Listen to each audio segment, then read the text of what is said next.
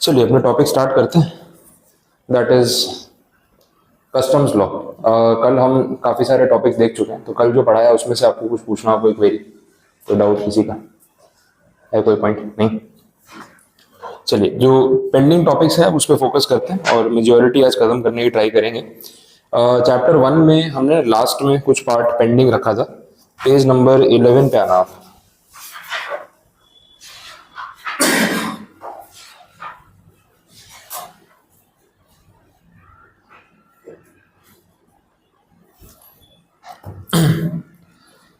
हाँ, उसमें ना टैक्सेबल इवेंट वाला एक पॉइंट हमने पेंडिंग रखा हुआ था। उसका रीजन ये है कि उसमें बहुत सारे अलग अलग टॉपिक्स हैं जो कनेक्टेड हैं, और वो बेस जब तक नहीं समझ आएगा तब तक ये सेक्शन अल्टीमेटली क्लियर होता नहीं। अभी सेक्शन में जो अलग अलग टर्म्स आ रहे हैं, मैं एक एक करके आपको टर्म समझाता जाऊंगा। बाकी चैप्टर से भी वो कनेक्टेड है, तो पैरेलली बाकी जो रिमेनिंग टॉपिक्स है उसमें से भी कुछ ना कुछ कवर होता जाएगा, तो उसका एक बेस डेवलप हो जाएगा। तो उस हिसाब से ये सेक्शन काफी इंपॉर्टेंट है, आप इसको टिक करके भी रखना, इसमें बहुत कुछ नया मिलेगा आपको।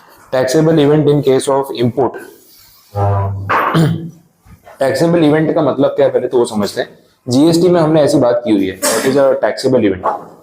जीएसटी में टर्म यूज किया था सप्लाई, तो जब सप्लाई हो जाता है तब बोलते हैं कि it is a taxable event. Department को कब ये राइट मिलता है कि वो आपसे टैक्स वसूल कर सके, that moment is taxable event. तो supply is a taxable event, वो हमने जीएसटी में देखा। यहाँ पे कस्टम्स में इंपोर्ट और export is a taxable event. अब इंपोर्ट का मतलब है कि गुड्स का इंडियन टेरिटरी में एंटर हो जाना, और एक्सपोर्ट का मतलब है कि इंडियन टेरिटोरियल वाटर से बाहर निकल जाना, दैट इज एक्सपोर्ट। तो भाई इंपोर्ट के ऊपर ड्यूटी कब लगेगी, उसकी टाइमिंग क्या होगी, वो टाइमिंग यहाँ पे हमें डिसाइड करनी है सेक्शन नंबर 15 में। वैसे ही एक्सपोर्ट के ऊपर ड्यूटी कब लगेगी, उसकी टाइमिंग क्या होगी, वो हमें डिसाइड करना है सेक्शन नंबर 16। तो दोनों पे एक एक करके बात करेंगे। अब सेक्शन 15 अगर आप देखो, taxable event in case of import, तो सेक्शन की लैंग्वेज क्या बोलती है एक बार उससे स्टार्ट करते हैं। Import of goods commences when the goods cross Indian territorial waters and gets completed when such goods are cleared for home consumption by custom authority। बोले इम्पोर्ट ऑफ गुड्स शुरू कब होता है, जब टेरिटोरियल वाटर्स जो है वो गुड्स उसको क्रॉस कर लेते हैं। और इम्पोर्ट एंड कब होता है, जब लास्ट में होम कंजम्पशन के लिए कस्टम अथॉरिटी उसको क्लियर कर देती है। अब इसका क्या मतलब है वो समझो। हमने कल बात की थी ना वो टेरिटोरियल वाटर्स ऑफ इंडिया, याद है, 12 nautical miles from the base line. India की डेफिनेशन देख रहे थे हम, उसमें हमने देखा इंडिया पेनिनसुलर कंट्री है, ऐसी बात हो रही थी। 3 साइड्स पे वाटर बाउंड्री है, तो भाई गुड्स तो किसी भी साइड से आ सकते हैं, डिपेंड करता है कौन से कंट्री से आप इंपोर्ट कर रहे हो। तो ये जो टेरिटोरियल वाटर वाला जोन है, ये वाला, एक बार जब गुड्स इसमें एंटर हो जाते हैं तो इंपोर्ट शुरू हो गया, मतलब इंपोर्ट हुआ। लेकिन इंपोर्ट कंप्लीट कब होगा, जब गुड्स यहाँ पे पोर्ट पे आने के बाद आप क्लियर करवा देते हो, तो that time is the duration of total import. Import का प्रोसेस शुरू हो गया जब गुड्स इंडियन टेरिटरी में आ गए, इंपोर्ट हो गया। और प्रोसेस कंप्लीट कब होगा, जब गुड्स पोर्ट पे से क्लियर हो जाएंगे, मतलब आप घर लेके जा सकते हो, वैसी बात होगी। अब इसमें जो टर्म्स ऐड हो रहे हैं वो पहले तो समझना। टेरिटोरियल वाटर क्या है वो तो मैंने आपको बता दिया, उसमें तो कोई कंफ्यूजन है नहीं। 12 nautical miles from the base line. एक नॉटिकल माइल जो है दैट इज अप्रोक्सीमेटली 1.85 किलोमीटर्स, ये बात भी अपन ने की थी। तो अप्रोक्स 22 किलोमीटर, ठीक है, ये सब चीजें हैं। अप्रोक्स 22 किलोमीटर जो है वो ये पूरी टेरिटरी मानी जाती है। अब इन्होंने एक वर्ड यहाँ पे यूज किया है, clearance for home consumption. Words पे आ रहा हूँ, एक टर्म यूज किया, क्लियरेंस फॉर होम कंजम्पशन।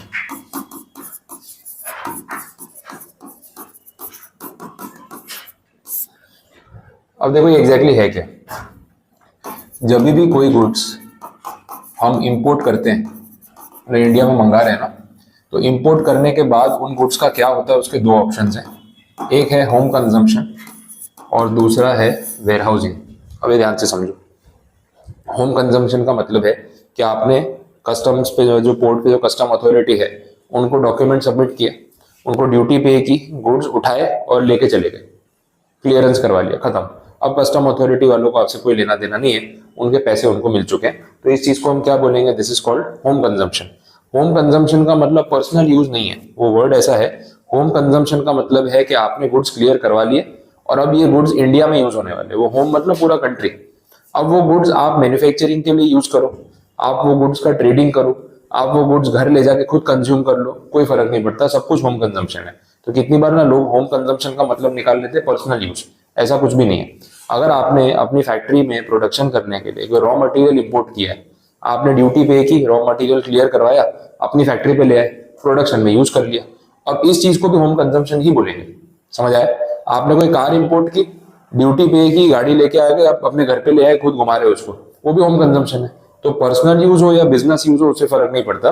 लेकिन इंडिया में अगर वो प्रोडक्ट यूटिलाइज होने वाला है, चाहे आप करो चाहे कोई और करे, तो उसको हम क्या बोलेंगे? That is home consumption. समझ आए? तो ये एक ऑप्शन है होम कंजम्पशन। दूसरा ऑप्शन है warehousing. Warehousing exactly क्या है वो भी समझते हैं, ये प्रैक्टिकली बहुत यूज होता है और काफी कॉमन सी चीज है जब इंपोर्ट एक्सपोर्ट की बात हो रही होती है। देखो, आपने जो भी गुड्स मंगवाए हैं वो किसी शिप के थ्रू आ रहे होंगे। अच्छा, अब शिप जो है वो प्राइवेट शिप नहीं होगी आपकी, कि सिर्फ आपके लिए अलग से शिप आ रही है, वैसा होता नहीं। बड़ी बड़ी जो कार्गो शिप्स होती है उसके ऊपर तो हजारों कंटेनर्स रखे होते हैं, किसी एक कंटेनर में आपका सामान आ रहा होगा। अब वो शिप जब पोर्ट पे आएगी, कंटेनर को अनलोड करेंगे, उसमें सारा सामान जो है वो उतारा जाएगा, फिर आप पेपर वर्क करोगे, आप ड्यूटी पे करोगे, सामान की चेकिंग होगी, फिर आपके गुड्स आपको मिलेंगे। तो ये एक बेसिक ओवरऑल प्रोसेस है। अच्छा, जब गुड्स पोर्ट पे आ जाते हैं उसके बाद आपके पास ऑप्शन ये होता है कि आप इमीडिएटली जाके उन गुड्स को क्लियर करवा लो। 1 या 2 दिन का टाइम मिलता है, पेपर वर्क करो, ड्यूटी भरो और गुड्स उठा के ले जाओ। डिले नहीं कर सकते, लेट करोगे तो पर डे आपको इंटरेस्ट देना पड़ेगा, और वो होम कंजम्पशन वाली बात है जो हमने की। दूसरा ऑप्शन ये है, आपने बोला यार ये गुड्स की ना मुझे अभी रिक्वायरमेंट है नहीं, तो कंसाइनमेंट ऑर्डर तो मैंने प्लेस कर दिया था, गुड्स पोर्ट पे आ भी गए हैं, लेकिन वो गुड्स की रिक्वायरमेंट मुझे अभी फिलहाल नहीं है। गुड्स की रिक्वायरमेंट है 15 दिन बाद, 20 दिन बाद, 1 महीने बाद, वो पूरा बंद कर दो।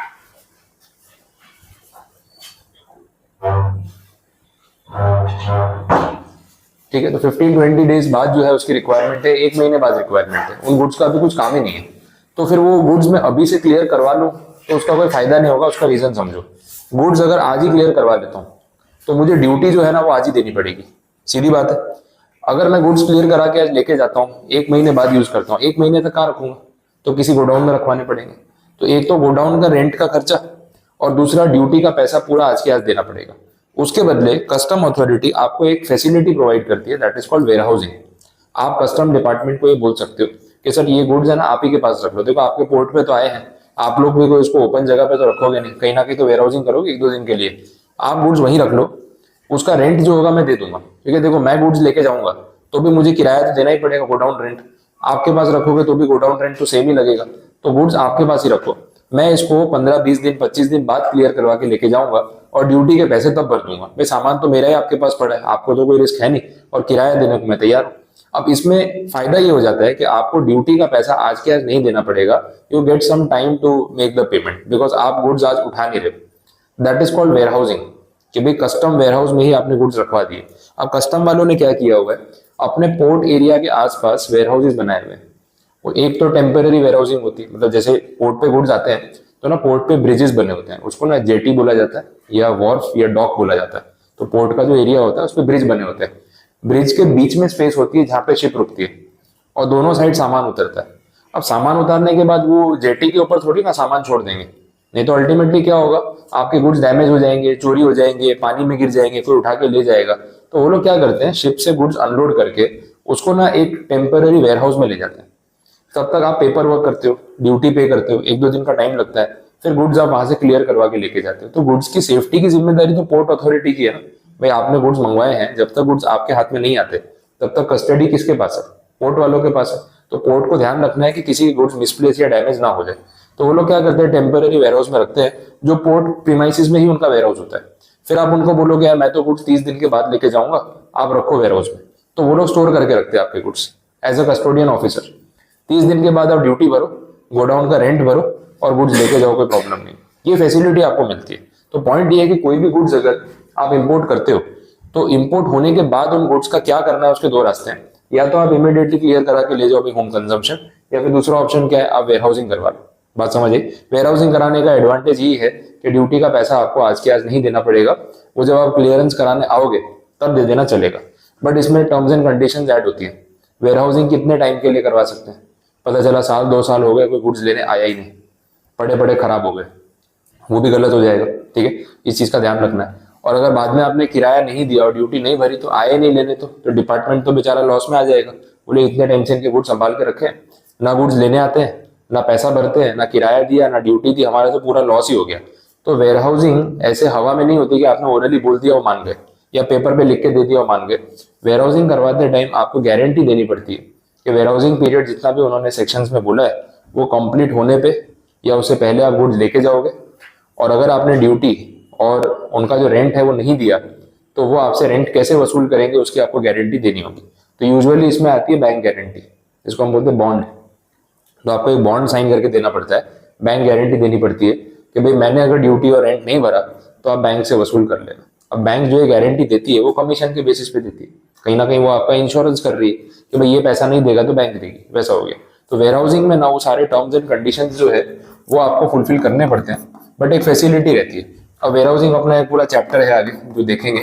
अब इसका बेस मैंने क्रिएट कर दिया कि वेयर हाउसिंग होता क्या है। अब जब उस चैप्टर में जाएंगे ना तो वो टर्म्स एंड कंडीशन ही मुझे आपको समझानी रहेगी, बेसिक आपको पता होगा। बाकी मैं आपको थोड़ी इमेजेस भी बता दूंगा यहाँ पे कि पोर्ट पे किस तरीके से चीजें दिखती है, वेयर हाउसेस कैसे होते हैं, जेटी क्या होती है, वो आपको आइडिया आ जाएगा तो और अच्छे से याद भी हो जाएगा। बोलो यहाँ तक कुछ कंफ्यूजन? तो home consumption versus warehousing ये पता चला, ये इमीडिएट क्लियरेंस करवाना और ये आप कुछ दिन के बाद क्लियर करवा सकते हो। इसमें वेयर हाउसिंग ड्यूरेशन भी होती है कि भाई इतना टाइम तक मैक्सिमम हम वेयर हाउस में रख सकते हैं, उसके बाद फिर आप और डिले करोगे तो पेनल्टी लगेगी, वो सब प्रोविजंस रहते हैं। वैसा है, आगे बढ़ते हैं। अब इसे टर्म समझा रहा हूँ ताकि फिर सेक्शन आपको लास्ट में पूरा समझ में आ जाए। बोला import of goods commences when the goods crosses Indian territorial water. It gets completed when such goods are cleared for home consumption by the custom authority. The rate of duty and the tariff value applicable to any imported goods shall be the rate and valuation in force. दो चीजें हैं, underline करना, rate of duty और दूसरा है tariff valuation. हमें यहाँ पे सेक्शन 15 में दो चीजें क्लियर करनी है, ड्यूटी का रेट कितना लगेगा और वैल्यूएशन कितनी होगी गुड्स की, टेरिफ वैल्यूएशन कैसे करेंगे। अब ये चीजें इतनी इंपॉर्टेंट क्यों है? बिकॉज ड्यूटी का रेट किसी भी तारीख पे चेंज हो सकता है, जैसे जीएसटी के रेट चेंज हो जाते हैं, कस्टम के भी चेंज हो सकते हैं, तो गुड्स की वैल्यूएशन पे भी असर पड़ सकता है और ड्यूटी के रेट पे भी फर्क पड़ सकता है। तो आप टैक्सेबल इवेंट किस दिन इंपोर्ट हुआ वो तारीख अगर गलत गिनोगे तो ड्यूटी के रेट पे इंपैक्ट पड़ेगा। जैसे हम जीएसटी में भी तो अपने देखे थे, आपको ध्यान होगा, ठीक है, आपने देखा एक इनवॉइस इशू करने की तारीख, एक गुड्स जो है वो रिमूवल की तारीख, फिर एक जगह बुक्स में रिकॉर्ड करने की तारीख, इन सब में से विच एवर इज अर्लियर वो सब हम करते थे। अगर आपने इसमें तारीख गलत गिनी तो हो सकता है ना जीएसटी गलत गिन लो, क्योंकि इसी के बीच में कहीं जीएसटी का रेट चेंज हुआ हो। तो सेक्शन 14 में बात हो रही थी, कुछ वैसी स्टोरी यहाँ पे भी है। तो टैक्सेबल इवेंट अगर गलत गिनोगे तो ड्यूटी के रेट में गड़बड़ हो सकती है। ये सेक्शन आपको प्रिस्क्राइब कर रहा है कि भाई ड्यूटी का रेट डिसाइड करने के लिए और इंपोर्टेड गुड्स की सही वैल्यू डिसाइड करने के लिए आपको कौन सी तारीख कंसिडर करनी है, ठीक है, ये बात हो रही है। अब आगे बढ़ते हैं। Shall be the rate and valuation in force in case of goods entered for home consumption, ये वाला पार्ट। अगर आपने गुड्स मंगवाते ही उसको होम कंजम्पशन के लिए क्लियर करवा लिया तो टैक्सेबल इवेंट क्या होगा? On the date on which the bill of entry in respect of such goods is presented under that section. नया वर्ड आया बिल ऑफ एंट्री, अंडरलाइन करो उसको। नए नए टर्म्स इसमें इतने सारे आ जाते हैं ना एक ही सेक्शन में, तो थोड़ा सा ट्रिकी हो जाता है, ठीक है। तो नया वर्ड आ गया bill of entry. Now what is a bill of entry वो समझते हैं। ये कस्टम का इंपोर्ट का प्रोसीजर का पार्ट है। जब भी गुड्स पोर्ट पे आते हैं, चलो इसका एक जनरल प्रोसीजर पहले समझाता हूँ फिर इस चीज पे वापस आएंगे। जब भी गुड्स आप इंपोर्ट के थ्रू मंगवाओगे तो इसका पेपर वर्क कैसे होता है वो थोड़ा ध्यान से समझना। पार्टीज कौन कौन से इन्वॉल्व है? एक है आपका एक्सपोर्टर, मान लो आपने यूएस से गुड्स मंगवाए, ये यूएस में रहता है, ठीक है। फिर एक है आपका इंडियन इंपोर्टर, मतलब आप जिसने गुड्स ऑर्डर किए ये इंडियन है, ठीक है, ये सिचुएशन है।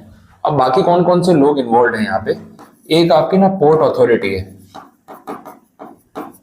Indian port authority, Indian customs, ठीक है। और एक जो है उसको बोलेंगे person in charge. Person in charge मतलब शिप का जो कैप्टन होता है ना, उसकी बात यहाँ पे हो रही है, जो शिप लेके आ रहा है। ये सब लोग इन्वॉल्व है।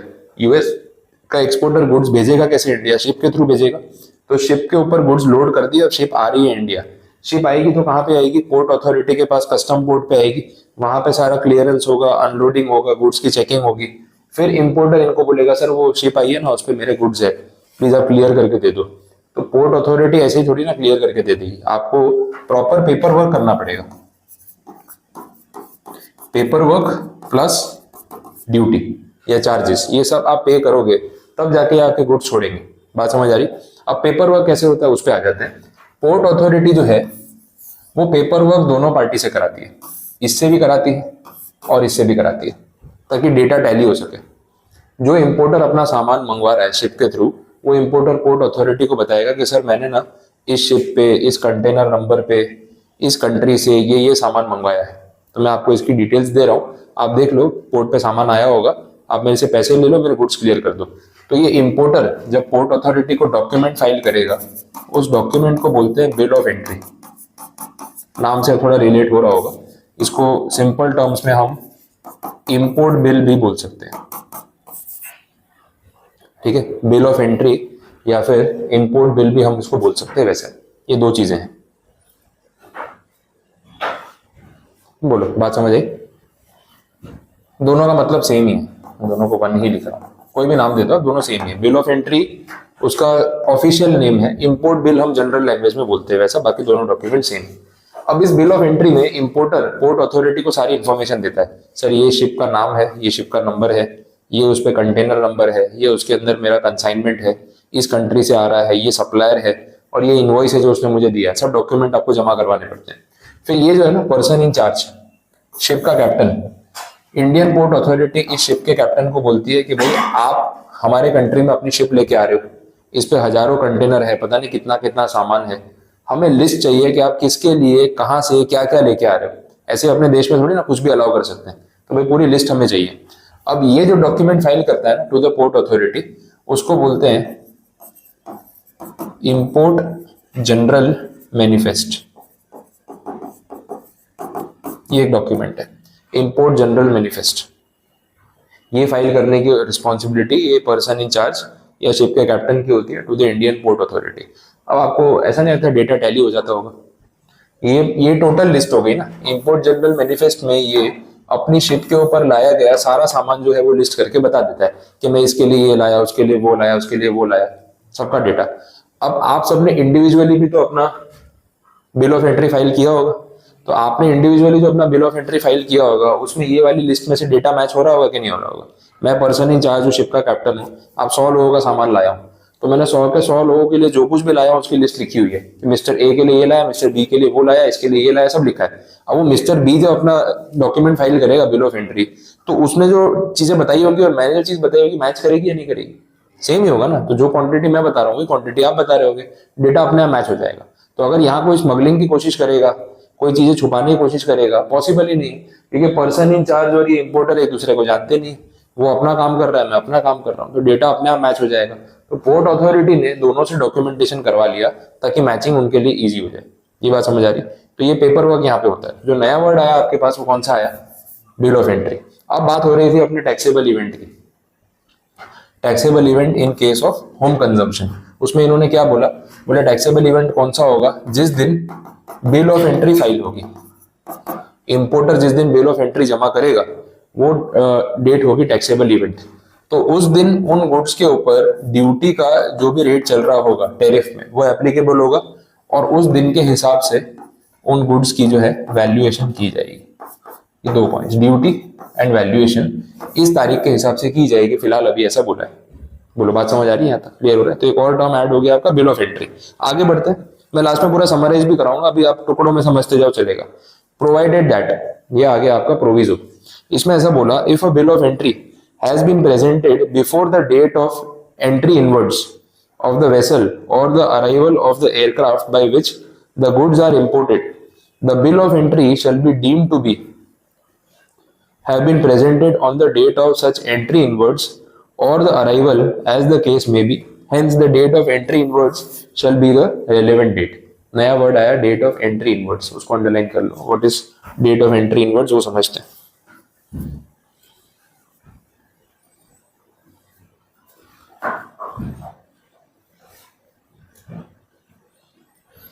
ठीक है, चलो अब ये वर्ड भी ऐड करते हैं। इन्होंने ऐसा बोला, डेट ऑफ एंट्री इनवर्ड्स। देखो प्रोसीजर का जो सीक्वेंस है, डॉक्यूमेंटेशन का सीक्वेंस है, वो समझा देता हूँ क्योंकि वो समझना जरूरी है।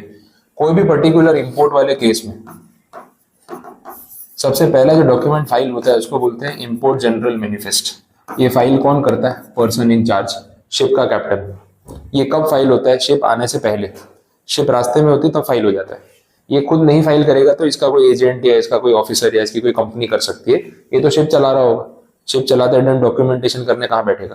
तो इसकी रिस्पॉन्सिबिलिटी है, लेकिन ये काम किसी एजेंसी को डेलीगेट कर देता है तो उसके बिहाफ पे फाइलिंग हो जाती है। बट शिप पोर्ट पे आने से पहले ये इंपोर्ट जनरल मैनिफेस्ट फाइल हो जाता है। तो ये बिफोर वाली सिचुएशन होगी, before the ship has reach the port. दूसरा पॉइंट है एंट्री इनवर्ड्स।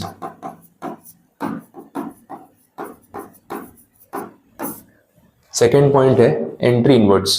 अभी एंट्री इनवर्ड्स एग्जैक्टली है क्या? ये है क्लियरेंस। किसी भी देश में बाहर से कोई शिप आ रही है तो ऐसा होगा कि आपको किसी से पूछना नहीं पड़ेगा, सीधा लाके शिप रोक दी, गुड्स उतारने शुरू कर दिए। कस्टम वाले, अरे भाई क्या हो रहा है भाई, शिप लेके आए, सामान लेके आए, और क्या भाई पूछो तो सही, हमारे देश में आ गए हो, गुड्स उतार रहे हो, कोई परमिशन वाली चीज होती है कि ऐसे ही आ जाओगे? तो ऑब्वियसली विदाउट परमिशन तो अलाउ करेंगे नहीं। एंट्री इनवर्ड्स ग्रांट करना मतलब कस्टम अथॉरिटी आपकी शिप को परमिशन दे रही है कि आप शिप जो है हमारे पोर्ट पे लाके रोक सकते हो और गुड्स उतार सकते हो। तो जब तक ये परमिशन नहीं होगी तब तक आप गुड्स को अनलोड नहीं कर सकते, शिप को जेटी पे पार्क नहीं कर सकते। आ रही बात समझ में? तो वो पोर्ट पे शिप आने से पहले ही वो लोग परमिशन ले लेते हैं कि भाई हम ये शिप लेके आए हैं, हमारी डिटेल्स है, डॉक्यूमेंट्स है, आप चेक कर लो और हमें एंट्री अलाउ करो। एंट्री अलाउ करेंगे, फिर उसके बाद ही आगे का प्रोसेस हो सकता है। समझ आए? तो this is the second step of documentation. Entry मिलने के बाद जब शिप पोर्ट पे आ जाती है तब जो अपना इंपोर्टर है ना वो डॉक्यूमेंट फाइल करता है, बिल ऑफ एंट्री। समझ आए? जो अपन अभी बात कर रहे थे लास्ट पॉइंट में वो। तो ये डॉक्यूमेंटेशन इसके बाद होता है। कोई कंफ्यूजन यहाँ तक अब समझ आए? अब इन्होंने ऐसा बोला है कि जो टैक्सेबल इवेंट है वो यूजुअली कौन सा होता है? ये जब बिल ऑफ एंट्री फाइल करते हैं, यही बोला था। बट इसमें प्रोविजो है। प्रोविजो में उन्होंने ऐसा बोल दिया कि बाई चांस अगर आपने बिल ऑफ एंट्री एडवांस में फाइल कर दी, यहाँ पे ऐसा है, पॉसिबल है, शिप आने से पहले, शिप अभी तक पोर्ट पे आई नहीं है, आएगी तो एंट्री इनवर्ड्स मिलेगा ना। शिप आने से पहले के जो 30 डेज होते हैं, आप चाहो तो उसमें यहाँ पे एडवांस में बिल ऑफ एंट्री फाइल कर सकते हो 30 डेज प्रायर टू। आपको पता है कि शिप अभी 15 दिन में आने वाली है, 7 दिन में आने वाली है, आपने सोचा डॉक्यूमेंटेशन करके रख देते, फिर लास्ट डे पे भागदौड़ हो जाती है, डॉक्यूमेंटेशन करो, पैसे भरो, गुड्स क्लियर कराओ, मजा नहीं आता, पहले ही फाइल कर दो, क्या फर्क पड़ता है? तो इन्होंने अलाउ किया है कि आप एडवांस बिल ऑफ एंट्री जो है ना वो 30 days advance before the entry inwards file कर सकते हो। उससे पहले नहीं, लेकिन लास्ट 30 डेज में आप फाइल कर सकते हो जब आपको पता है कि शिप आने वाली है। वैसा है, अगर आपने बिल ऑफ एंट्री पहले फाइल कर दी तो सीक्वेंस बदल गया ना, ठीक है? तो उस सिचुएशन में इन्होंने ऐसा बोला कि वहां पे फिर टैक्सेबल इवेंट भी बदल जाएगा। उस केस में टैक्सेबल इवेंट ये वाली तारीख हो जाएगी, the date of entry inwards, क्योंकि बिल ऑफ एंट्री पहले ही फाइल हो गई है। अब अगर आपको इसको सिंप्लीफाई करना है तो रूल ऐसा है, इन दोनों में से विच एवर इज लेटर, दोनों बातों का कंबाइन मतलब ये है। पहले प्रोविजन में ऐसा बोला भाई बिल ऑफ एंट्री की जो तारीख होती है वो टैक्सेबल इवेंट होती है। फिर बोला कि अगर bill of entry entry inwards से पहले फाइल हो गई तो जो एंट्री इनवर्ड्स की तारीख होगी ना वो होगी फिर टैक्सेबल इवेंट की डेट। तो इसका सिंपल मतलब है कि इन दोनों में से जो भी लेटर होगा ना वो आएगा।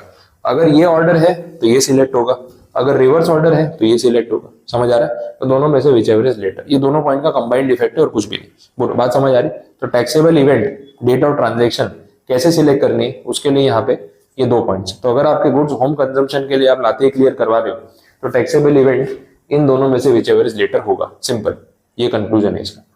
बोलो, अब क्लियर हुआ? तो सारे नए वर्ड्स आपको पता चल गए, bill of entry, entry inwards, manifest, person in charge, ये सब क्लियर? कोई क्वेरी आता, कुछ नहीं समझ आया? क्लियर? चलो आगे बढ़ते हैं।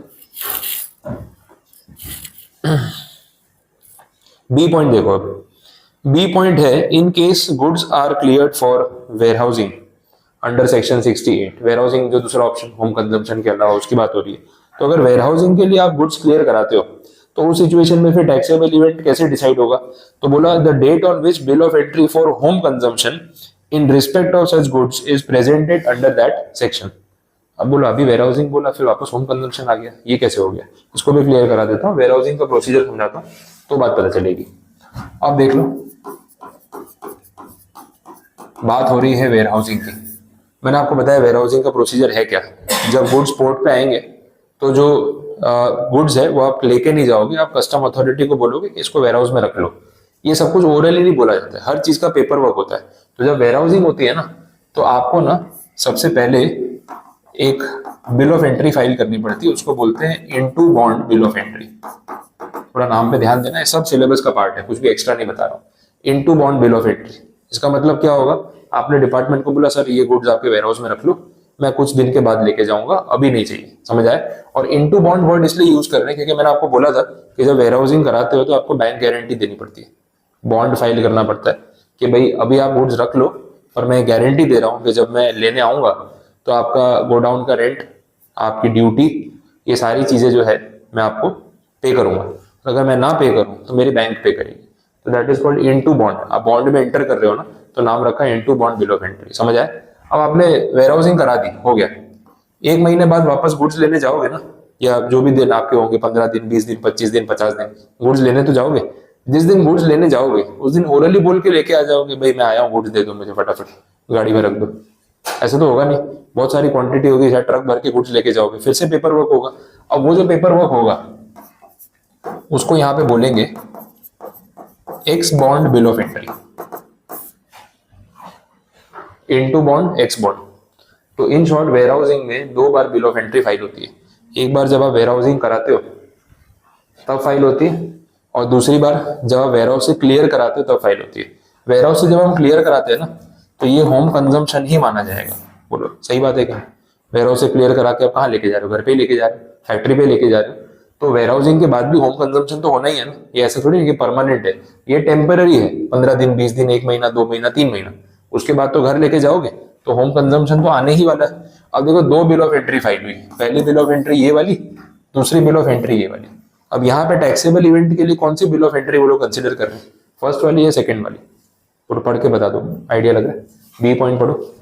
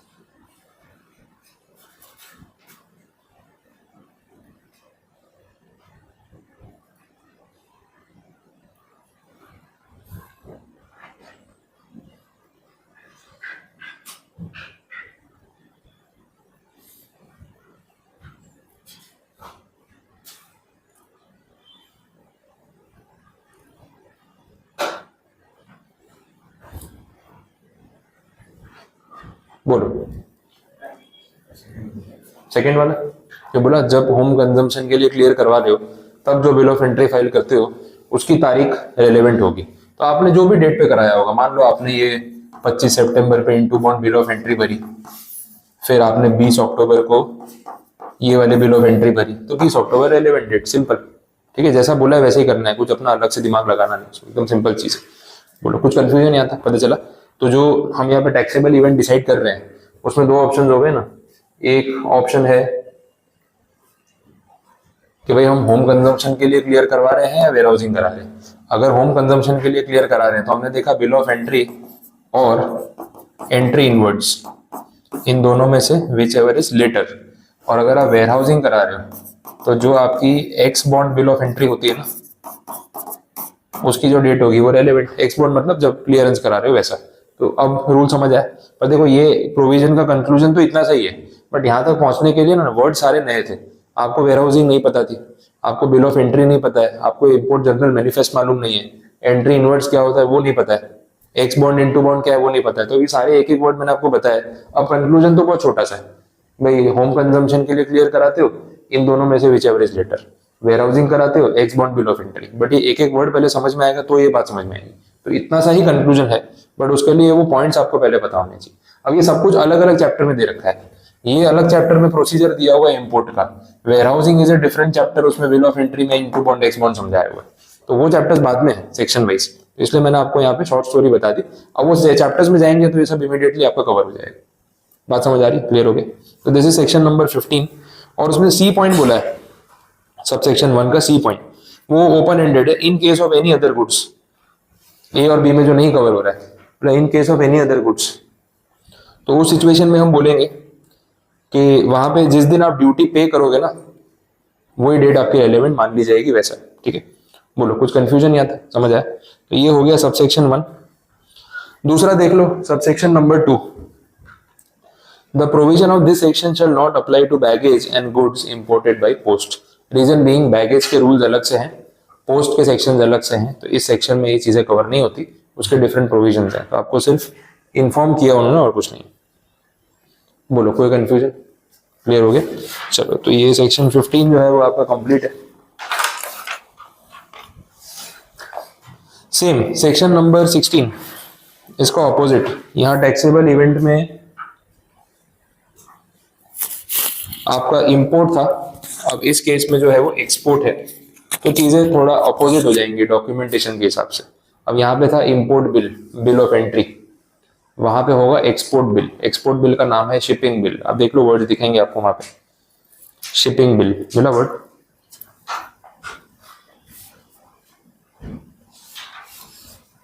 फर्स्ट लाइन में लिखा है शिपिंग बिल, उसको अंडरलाइन कर लो। तो बोले एक्सपोर्ट शुरू कब होता है? जब आप शिपिंग बिल जो है वो सबमिट कर देते हो। और एक्सपोर्ट खत्म कब होता है? जब आपके गुड्स टेरिटोरियल वाटर्स क्रॉस कर जाते हैं। रिवर्स हो गया ना, गुड्स बाहर जा रहे हैं।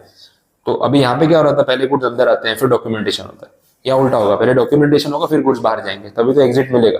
तो स्टार्टिंग में आप पहले डॉक्यूमेंट फाइल करते हो कि एक्सपोर्ट बिल है, मुझे गुड्स बाहर भेजने हैं। उस एक्सपोर्ट बिल को यहाँ पे नाम दिया शिपिंग बिल, उसका रेलेवेंट सेक्शन है सेक्शन नंबर 50। तो आप जैसे ही डॉक्यूमेंटेशन करते हो, एक्सपोर्ट का प्रोसेस शुरू हो जाता है, और जैसे ही गुड्स टेरिटोरियल वाटर के बाहर चले जाते हैं, गुड्स एक्सपोर्ट हो गए, इंडिया के बाहर चले गए, खत्म। तो ये प्रोसेस यहाँ पे बोला हुआ है। अब अगेन ड्यूटी का रेट और टैरिफ वैल्यू अगर डिसाइड करनी है तो टैक्सेबल इवेंट किसे माना जाए?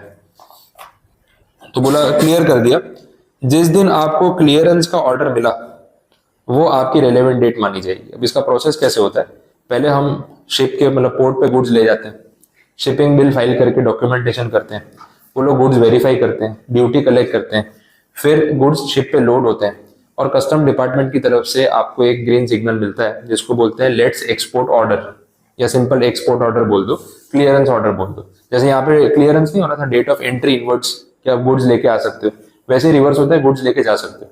तो जो एक्सपोर्ट ऑर्डर इशू होता है, वहां से क्लियरेंस मिलता है, वो रेलेवेंट डेट होती है जिस दिन के हिसाब से आपको ड्यूटी जो है वो पे करनी है, वैसा है। अब एक्सपोर्ट में नो डाउट सारे गुड्स में ड्यूटी नहीं है, लेकिन ऐसा भी नहीं है कि किसी भी गुड्स पे ड्यूटी नहीं है, कुछ पर्टिकुलर केसेस में वो लोग ड्यूटी लगा भी सकते हैं।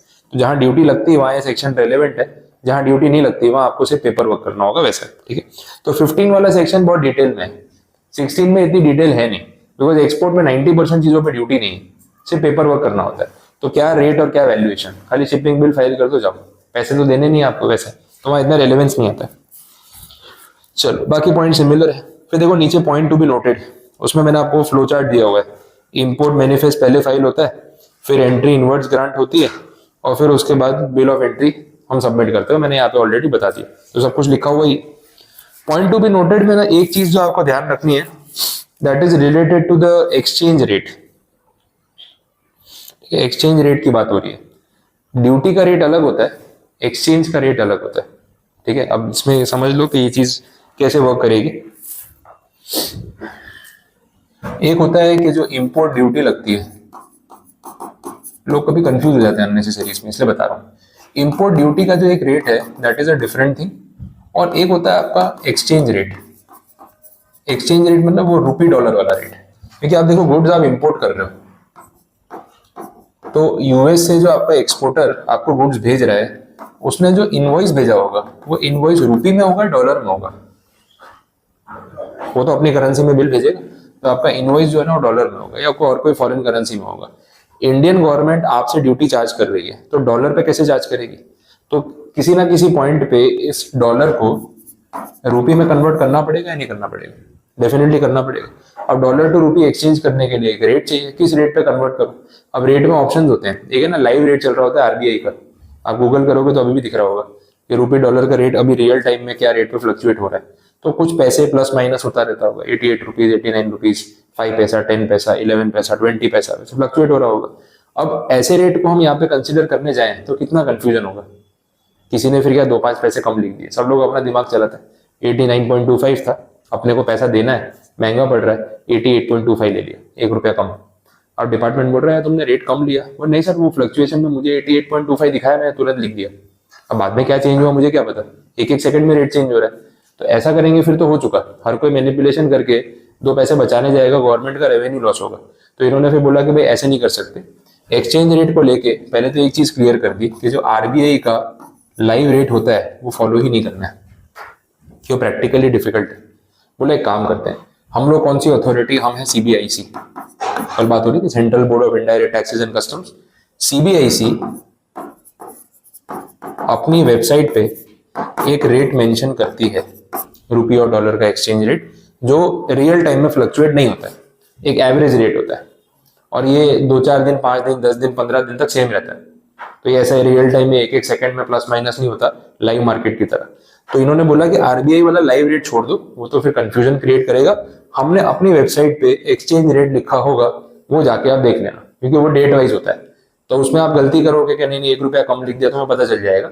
जिस दिन आपने बिल ऑफ एंट्री फाइल की उस दिन का क्या रेट है वो तो हमारे पोर्टल पे हमने लिखा है, तो हम तुरंत से उसको टैली कर सकते हैं। तो यहाँ से ना रेट की गड़बड़ खत्म हो गई। अब सीबीआईसी का रेट है चलो ठीक है, लेकिन ये भी 2-4 दिन में, 5 दिन में, 10 दिन में, 15 दिन में कभी तो चेंज होता होगा। तो यहाँ पे अब ये क्लियर कर रहे हैं कि जब आप इंपोर्ट कर रहे हो और आप बिल ऑफ एंट्री फाइल कर रहे हो, तो उस टाइम पे एक्सचेंज रेट कौन सी तारीख का आपको अज्यूम करना है। तो यहाँ फिक्स कर दिया, बोला जिस दिन आप बिल ऑफ एंट्री फाइल करते हो ना, वही डेट रेलेवेंट मानी जाएगी। आप आज बिल ऑफ एंट्री फाइल कर रहे हो, आज सीबीआईसी की वेबसाइट पे जाओ, वहां जाके देखो रुपये डॉलर का क्या रेट है, जो रेट है उसी रेट पे कन्वर्जन कर दो, सिंपल हो गया। तो actual date of filing the bill of entry is the relevant date for deciding the exchange rate. इसमें कोई whichever is earlier later कुछ नहीं है। अब देखो ये फर्क आएगा सेक्शन 15 से जब कंपेयर करोगे। अभी जब रेट ऑफ ड्यूटी की हम बात कर रहे थे, ड्यूटी का रेट, डॉलर रुपये का एक्सचेंज रेट नहीं, तब सेक्शन 15 क्या बोल रहा था, bill of entry, entry inwards whichever is later. और वेयर हाउसिंग में क्या बोल रहा था, ex bond bill of entry. यहाँ पे पता है क्या बोल रहा है, actual date of filing the bill of entry, सिर्फ एक ही क्राइटेरिया, कोई अर्लियर लेटर कुछ नहीं, और इजी हो गया। तो देखो दोनों में रूल अलग अलग है। अब ड्यूटी का रेट इवेल्युएट कर रहे हो तो सेक्शन 15 है, एक्सचेंज रेट इवेल्युएट कर रहे हो तो सीधा बिल ऑफ एंट्री। अच्छा ये होम कंजम्पशन वाला केस हो तो एक ही बिल ऑफ एंट्री आती है। अगर वेयरहाउसिंग वाला केस हो तो इन्होंने बोला है into bond bill of entry, not x bond. Into bond मतलब पहली वाली, समझ आए। तो बिल ऑफ एंट्री फाइल करने की जो एक्चुअल डेट होगी वही आपकी एक्सचेंज रेट के लिए रेलेवेंट डेट होगी। वेयरहाउसिंग वाले में इनटू बॉन्ड लेना है, सेक्शन 15 में एक्स बॉन्ड था, जब क्लियरेंस कराते हैं फॉर होम कंजम्पशन वो वाली, इसमें ये वाली, दोनों अपोजिट है। बात समझ आ रही। तो ये आपको ध्यान होना चाहिए, सब में अगर कुछ आता है और आपको डेट से नहीं पता है तो घूम जाओगे। ये लोग क्या करते हैं ना, आपको into bond, x bond, RBI, CBIC, 4 रुपये डॉलर का रेट देते हैं, आप पहचानो कौन सा वाला है, फिर आपने मिक्सअप कर दिया तो हो गया। तो आपको प्रोविजन पता होना चाहिए, उसको अप्लाई कैसे करना है पता चल जाएगा। ठीक है, क्लियर ये पॉइंट। बोलो कुछ कंफ्यूजन है तो बताओ यहाँ का।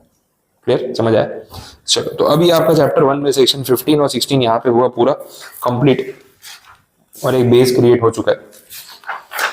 अब आगे बढ़ सकते हैं बाकी टॉपिक्स पे।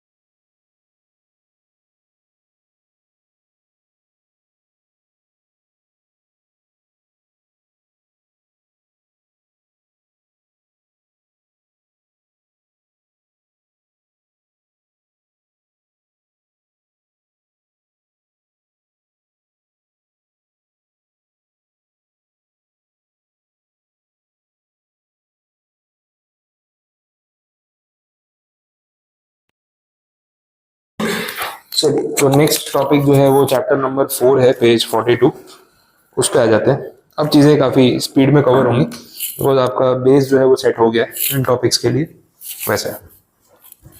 चलिए पेज नंबर 42 पे देखें, प्रोसीजर्स दे रखे हैं और स्टार्टिंग में कुछ डेफिनेशंस दे रखी है। डेफिनेशंस में क्या क्या है मैं आपको बताता जाता हूँ।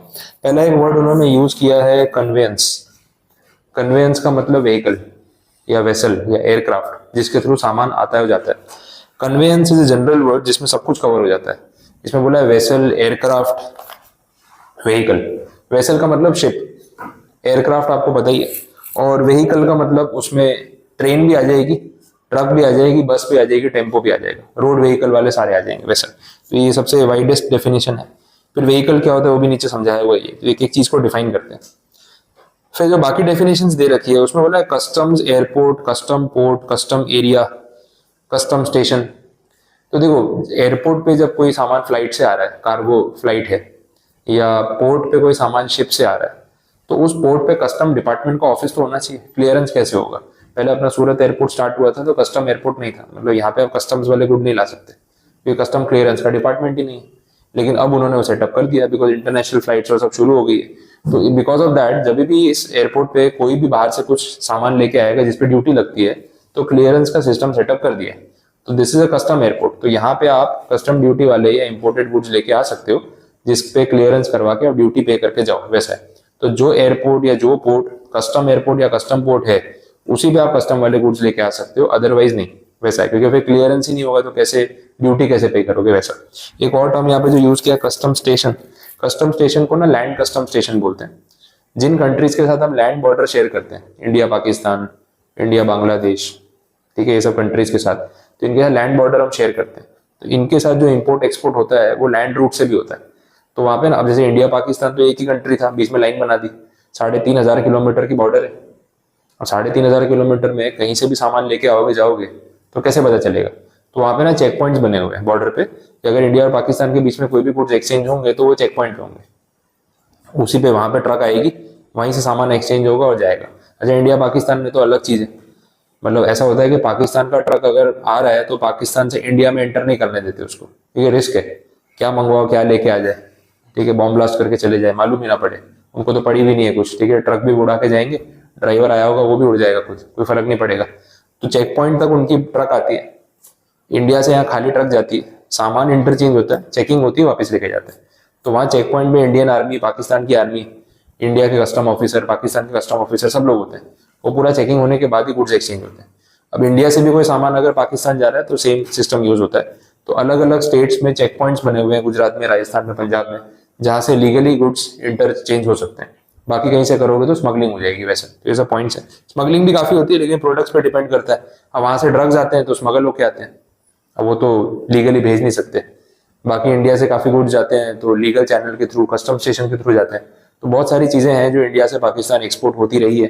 बट अभी फिलहाल कुछ साल से जब से ये लड़ाई झगड़ा हो गया, कभी बॉर्डर पे अटैक कर देते हैं, कभी कुछ होता है, तो इंडिया से ये सब चीजें इंडियन एक्सपोर्टर्स ने बंद कर दी कि भाई नेशनल इंटरेस्ट में हमें काम नहीं करना। अपने सूरत से टेक्सटाइल का बहुत सारा कपड़ा पाकिस्तान जाता है, अभी फिलहाल नहीं है इतना, लेकिन पहले था। मतलब पूरे साल का कुछ अराउंड 300-400 करोड़ से ऊपर का बिजनेस होगा, उससे भी ज्यादा था शायद नंबर। तो बहुत ज्यादा अमाउंट का कपड़ा सूरत से, मतलब पाकिस्तान के जो शॉपिंग मार्केट्स है वहाँ पे जितने भी सूट और ये सारी चीजें, लेडीज सूट और वो सब जो है सब सूरत से ही जाता था यहाँ से। तो बहुत बिजनेस था। लेकिन ये पुलवामा अटैक, उरी वाला ऐसा मैटर हुआ ना, उसके बाद जो यहाँ की एसोसिएशन है उन्होंने डिक्लेयर कर दिया था कि भाई हमें इनका काम करना नहीं और हम गुड्स एक्सपोर्ट करेंगे नहीं। हम नहीं चाहते कि ये लोग हमारे यहाँ से खरीदी हुई चीज पहने या हम इनसे पैसा कमाए, हमें नहीं चाहिए। तो उन्होंने मना कर दिया था। तो वहाँ पे शॉपिंग मार्केट्स में सामान नहीं मिल रहा था क्योंकि सारा इंडिया से जाता है। फिर जो सब्जियां हैं, टमाटर है, प्याज है, आलू, ये सब चीजें हैं, ये भी अपने गुजरात से और दिल्ली से जाती है। पाकिस्तान में बहुत ज्यादा एक्सपोर्ट होता था। तो यहाँ के फार्मर्स एसोसिएशन ने बोल दिया हम लोग एक्सपोर्ट नहीं करेंगे, एक एक सब्जी भी यहाँ से नहीं जाएगी। गुजरात की एसोसिएशन ने मना कर दिया। दिल्ली में जो आजाद मंडी है, सबसे बड़ी सब्जी मंडी इंडिया की, जहाँ से पूरा होलसेल का मार्केट चलता है, उन्होंने मना कर दिया कि बोले हम भी यहाँ से कुछ भी एक्सपोर्ट नहीं करेंगे। तो वहां पर टमाटर की शॉर्टेज हो गई थी पाकिस्तान में, 300 रुपए, 350 रुपए किलो टमाटर, क्योंकि इंडिया ने भेजने बंद कर दिए तो टमाटर भी नहीं बचे उनके पास। प्याज भेजने बंद कर दिए तो दूसरे कंट्री से मंगा रहे तो और महंगे पड़ रहे हैं, तो काफी हैवी लॉस उनके लिए हो गया था। तो ये सब चीजें होती है। तो कस्टम स्टेशन जो है, लैंड कस्टम स्टेशन, उसके थ्रू ये सब गुड्स एक्सचेंज होते हैं। वैसा है इम्पोर्ट, इम्पोर्ट गुड्स, इम्पोर्टर, ये सब ऑब्वियस टर्म्स है। इम्पोर्ट मैनिफेस्ट मैंने आपको बताया, लैंड कस्टम स्टेशन बता दिया, पर्सन इन चार्ज बता दिया कि वेसल है तो शिप का कैप्टन, एयरक्राफ्ट है तो एरोप्लेन का पायलट, ठीक है, तो उसको हम यहाँ पे बोलेंगे पर्सन इन चार्ज। ये सब टर्म्स है। इसके बाद कुछ अथॉरिटीज के नाम दे रखे हैं। सबसे पहले बोला है स्टीमर एजेंट या फिर एयरलाइन कंपनी, ठीक है, स्टीमर एजेंट या फिर एयरलाइन कंपनी। अब ये लोग एग्जैक्टली है कौन? ये बोला पर्सन इन चार्ज इनको अपॉइंट करता है और ये उनके रिप्रेजेंटेटिव्स होते हैं। जैसे मैंने आपको बोला कि पर्सन इन चार्ज को ना इंपोर्ट जनरल मैनिफेस्ट फाइल करना होता है, तो इंपोर्ट जनरल मैनिफेस्ट फाइल करने का काम वो खुद नहीं करता, उसके एजेंट के थ्रू होता है। तो ये जो है ना, ये एयरलाइन कंपनी या स्टीमर एजेंट्स उसके बिहाफ पे काम करते हैं। अब पायलट तो प्लेन उड़ा रहा है, कार्गो प्लेन, अब उसको बोला भाई तू मैनिफेस्ट फाइल कर, उसके बाद ही लैंड करना। वो एक हाथ से प्लेन चला रहा है, एक हाथ से लैपटॉप में डॉक्यूमेंट फाइल कर रहा है, फिर कुछ इधर उधर हो गया तो गड़बड़ हो जाएगी। बोले यार उसको क्यों बोलना है, वो काम किसी और एजेंट को दे देगा। तो जिस एयरलाइन कंपनी का प्लेन है वो लोग ये काम कर देते हैं कि भाई हमारी एयरक्राफ्ट जा रही है वहां पे, तो डॉक्यूमेंटेशन यहाँ से हो जाएगा, वो पायलट को टेंशन लेने की जरूरत नहीं है। तो ये पॉइंट हो गया। स्टीमर एजेंट में सेम शिप वाला केस हो गया। Port trust authority of India, port trust authority वो है जो पोर्ट पे गुड्स का ध्यान रखती है कि भाई गुड्स इधर उधर ना हो जाए, इनका वेयर हाउस बना होता है वहां पे। कस्टम हाउस एजेंट्स, ये आपके प्रोफेशनल्स जो क्लियरेंस करा के देते हैं। देखो आपको बिजनेस करना आता है, डील करनी आती है, आपने आउट ऑफ इंडिया डील कर ली, बात कर ली, बिजनेस कर लिया, लेकिन गुड्स को इंपोर्ट करते टाइम पेपर वर्क कैसे होता है आपको नहीं पता है, तो उसके लिए आप किसी प्रोफेशनल को हायर कर सकते हो, उसको कस्टम हाउस एजेंट या CHA बोलते हैं या क्लियरिंग एंड फॉरवर्डिंग एजेंट बोलते हैं। कितने कंपनी सेक्रेटरीज भी ये काम करते हैं। तो आप जब इंटर्नशिप कर रहे हो, आपको ये काम सीखने को मिला, आपको इंटरेस्ट आ रहा है, तो कस्टम हाउस एजेंट की एक एग्जाम देनी होती है, लाइसेंस लेना होता है, तो आप ऑफिशियली उसके एजेंट बन के इंपोर्ट एक्सपोर्ट के क्लियरेंस का काम करके उसकी फीस जो है वो चार्ज कर सकते हो। ये सिंपल स्टोरी है। तो ये भी एक आपके पास करियर ऑप्शन रहता है वैसा। कस्टम हाउस मतलब कस्टम डिपार्टमेंट जिसके थ्रू आपके गुड्स क्लियर हो रहे हैं वैसा। तो ये सब अथॉरिटी के नाम है। अब आगे बढ़ते हैं, प्रोविजंस देख लेते हैं। काफी इजी सेक्शंस है, हेड पॉइंट से भी क्लियर हो जाएंगे वैसे हैं, तो उतना डेप्थ में नहीं है। सेक्शन 29 में बोला not to land at any place other than the custom port और एयरपोर्ट। मैंने ऑलरेडी बोला कस्टम्स वाले गुड हैं तो कस्टम एयरपोर्ट पे, कस्टम पोर्ट पे ही आने चाहिए। हाँ, अगर फ्लाइट में कोई टेक्निकल इशू आ जाए तो, इमरजेंसी लैंडिंग करनी पड़े तो, और पास में जो एयरपोर्ट है वो कस्टम एयरपोर्ट नहीं है, तो लैंड कर सकते हैं नहीं कर सकते। फिर वो एयर ट्रैफिक कंट्रोल वालों को पायलट बोल रहा है कि भाई प्लेन में फॉल्ट आ गया, मुझे इमरजेंसी लैंडिंग करनी है। वो पहले पूछ रहा है आपके पास कोई कस्टम वाले गुड्स है? बोले हाँ कस्टम गुड्स का ही कार्गो है पूरा। बोले नहीं, फिर आप इस एयरपोर्ट पे लैंड नहीं कर सकते, वो 250 किलोमीटर दूर जो एयरपोर्ट है वो कस्टम एयरपोर्ट है, उस पर जाओ। बोले वहां तक फ्लाइट नहीं पहुंचेगी। बोले नहीं, रूल्स के हिसाब से हम अलाउ नहीं कर सकते क्योंकि आपके पास कस्टम गुड्स है। बोले वहां तक जाऊंगा तो ना गुड्स बचेंगे ना मैं बचूंगा, क्या कर रहे हो? बोले नहीं, अलाउ नहीं करेंगे, रूल्स के हिसाब से चलेंगे। ऐसा थोड़ी होता है। इमरजेंसी सिचुएशन में तो यार सड़क पे भी उतार तो प्लेन, कौन मना कर रहा है? तो ऑब्वियसली अगर वैसी सिचुएशन है कि इमरजेंसी है, टेक्निकल इशू है, तो आप नियरेस्ट कोई भी एयरपोर्ट पे लैंड कर सकते हो, बट सब्जेक्ट टू रूल्स कि भाई वो जो गुड्स है उसके अंदर, वो गुड्स फिर वहां से चोरी ना हो जाए, स्मगल ना हो जाए, गुड्स फ्लाइट के अंदर ही रहने दो। अगर फ्लाइट में आग लगने का कोई चांस है तो गुड्स को उतार लिया जाएगा, बट एयरपोर्ट प्रीमाइसेस के बाहर गुड्स नहीं जाएंगे। तो एयरपोर्ट अथॉरिटी को भी ध्यान रखना पड़ेगा, लोकल पुलिस को भी इन्फॉर्म करना पड़ेगा, और पायलट को ध्यान रखना पड़ेगा कि गुड्स की सिक्योरिटी की जिम्मेदारी उसकी। फिर पता चला इमरजेंसी का बहाना करके सारा स्मगलिंग कर दिया, वो नहीं चलेगा। ठीक है, तो ये सब पॉइंट्स होते हैं। तो सेक्शन 29 में बेसिक बात इन्होंने यहाँ पे बोली है। चलो आगे बढ़े। सेक्शन 30 इंपोर्ट मैनिफेस्ट, ऑलरेडी आपको मैंने बताया। इंपोर्ट मैनिफेस्ट कौन फाइल कर रहा है? Person in charge. किसको? जो भी पोर्ट अथॉरिटी या एयरपोर्ट अथॉरिटी है। कब फाइल करेगा? व्हीकल या वेसल या कन्वेयंस के आने से पहले, वैसा होता है, ये कंडीशन होती है। सिर्फ बाई रोड अगर आ रहे हो, ट्रक है या ट्रेन है, तो फिर आप आने के बाद फाइल करो तो भी चलता है, नहीं तो एडवांस में फाइल करना पड़ता है वैसा। ये सब बातें ना आपको यहाँ पे समरी में मैंने बॉक्स में लिख के दी है। ठीक है, तो अगर व्हीकल से आ रहे हैं तो अगले 12 घंटे में फाइल करेंगे तो भी चलेगा। एयरक्राफ्ट या शिप से आ रहे हैं तो एडवांस में फाइल करना पड़ेगा, ये कंडीशन हो गई। ऑनलाइन फाइलिंग होता है, फिजिकल फाइलिंग आप बोलोगे तो मिल जाएगा, बाकी ऑनलाइन कर सकते हैं। नहीं फाइल करोगे तो पेनल्टी लग जाएगी। अगर आपने फाइलिंग किया डॉक्यूमेंट का, फिर उसमें कुछ करेक्शंस करने तो वो ऑप्शन भी रहता है। तो सब बेसिक प्रोसीजर यहाँ पे दिए हुए। नेक्स्ट है assignment of import rotation number to a vessel. अब ये इन्होंने स्टार्ट किया कुछ साल पहले, जो अपना ये 26/11 वाला अटैक नहीं हुआ था मुंबई वाला 2008 में, तो ये लोग बोट लेके आ गए थे। अब ये बहुत बड़ा सिक्योरिटी लैप्स था कि कराची से बोट लेके निकले और गुजरात मुंबई तक आ गए, महाराष्ट्र तक आ गए, और किसी ने चेक नहीं किया, क्योंकि वो इतनी बड़ी टेरिटरी है और कभी ऐसा हुआ नहीं। तो क्या है ना, वहाँ पे थोड़ा सा डील दे रखी थी कि चल ठीक है, यहाँ से कौन आ जाएगा, तो दरिया में कितनी इंस्पेक्शन कर लेंगे, और वहाँ पे फिशिंग और ये सब बोटिंग तो बहुत होती है। तो गवर्नमेंट ने ध्यान नहीं दिया, कोस्ट गार्ड ने भी ध्यान नहीं दिया, तो वहाँ से वो बोट लेके आ गए, इतना बड़ा अटैक कर दिया। और फिर वहाँ पता चला कितना बड़ा सिक्योरिटी लैप्स है कि हमने थोड़ा सा एरिया खुला छोड़ा, घुस गए वहाँ से। उसके बाद से तो इन्होंने सिक्योरिटी बहुत टाइट कर दी, सारी बोट्स में जीपीएस लगा दिए, कोस्ट गार्ड घूमते हैं वहाँ पे, रात रात को चेकिंग होती है, कोई भी बोट रोक के बोट पे जाके भी चेकिंग करते हैं। अब ये सब सिस्टम शुरू हो गया। अच्छा, उस वजह से क्या हुआ ना, फिर अभी ड्रग्स का जितना भी कंसाइनमेंट आता है पकड़ा जाता है, बहुत बार आता है। गुजरात जो अपना सी बॉर्डर है पाकिस्तान के साथ, तो कराची से बोट आ रही होती है, गुजरात कोस्ट गार्ड उसको रोक लेते हैं और बहुत सारा ड्रग्स और ये सब पकड़ा जाता है, तो काफी बार अरेस्ट करते भी है। तो ये चेकिंग शुरू हो गई वैसे। फिर इन्होंने बोला कि यार जो शिप आ रही है इंडिया में, वो शिप कहाँ से आ रही है, कौन सी शिप है, इसका भी कुछ है ना ट्रैक होना चाहिए। तो इंडियन गवर्नमेंट ने अब क्या किया, एक रोटेशन नंबर देते हैं हर शिप को। जैसे अब इंडिया यूएस के बीच में गुड्स का एक्सचेंज चलता है, तो ऐसा नहीं कि हर बार अलग अलग शिप आती है, कितनी बार ना एक ही शिप रखते हैं वो लोग भी, जो US to India, India to US rotation पे रहती है। अब एक पूरा राउंड लगाने में 1.5-2 महीने लग जाते हैं शिप को आना और जाना, तो वही शिप साल में 4-5 चक्कर लगाती है ऑन एन एवरेज। तो उस शिप को एक रोटेशन नंबर दे देते हैं जो एनुअल बेसिस पे रिन्यू होता है। अब पहली बार जब शिप आती है तो उसको रोटेशन नंबर अलॉट होता है। अब बोलते हैं अगर इसी साल में ये शिप वापस लेके आओगे तो डॉक्यूमेंट में रोटेशन नंबर लिख देना, इसी इंडियन अथॉरिटी पहचान जाएगी कि वही वाली शिप है जो लास्ट टाइम आई थी, तो उसको ट्रैक करना थोड़ा सा इजी रहेगा वैसा। तो एनुअल बेसिस पे रोटेशन नंबर जो है वो असाइन किया जाता है वैसा।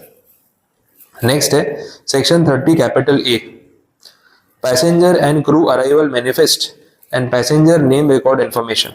ये ऐड किया, अमेंडमेंट सेक्शन है। इंपोर्ट मैनिफेस्ट में पहले सिर्फ गुड्स की इंफॉर्मेशन दी जाती थी, क्या लेके आ रहे हो। अब यहाँ पे बोला किसको लेके आ रहे हो। 30 कैपिटल ए में बोला आप जब कार्गो प्लेन या कार्गो शिप लेके आते हो तो उसमें इंसान होते हैं कि खाली सामान ही होता है, लोग होते होंगे, क्रू मेंबर्स तो होंगे, टीम तो होगी, 5-7 लोग तो आते होंगे कम से कम। तो वो जो क्रू मेंबर, टीम, पायलट, ये सब है ना, इन सब की इंफॉर्मेशन भी अब डॉक्यूमेंटेशन में देनी पड़ेगी। तो import manifest will not be only about goods, it will also be about the passengers, ठीक है वैसा।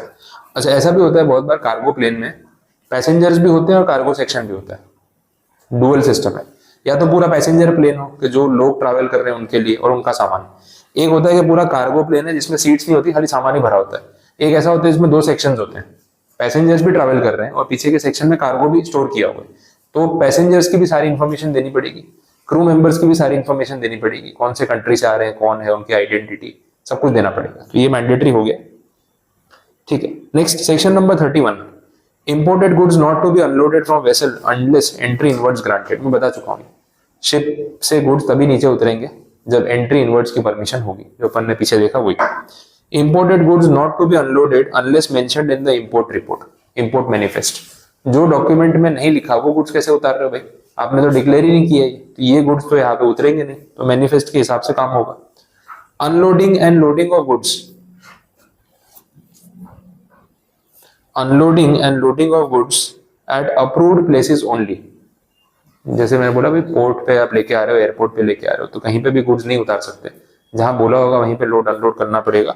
वो मैं प्रॉपर मैनेजमेंट के लिए ये सब चीजें होती है वैसा, ठीक है। Next, goods not to be unloaded और loaded except under the supervision of custom officer, ठीक है।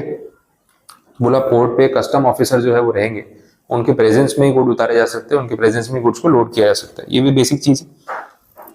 Section 35, restrictions on goods being water borne. हाँ, ये कुछ नया पॉइंट है। वाटर बॉर्न गुड्स का मतलब क्या होता है वो समझाता हूँ। जो पोर्ट पे फैसिलिटी होती है, चलो एक काम करते हैं, पोर्ट के कुछ इमेज देखते हैं, तो उससे ही आपको क्लैरिटी आएगी।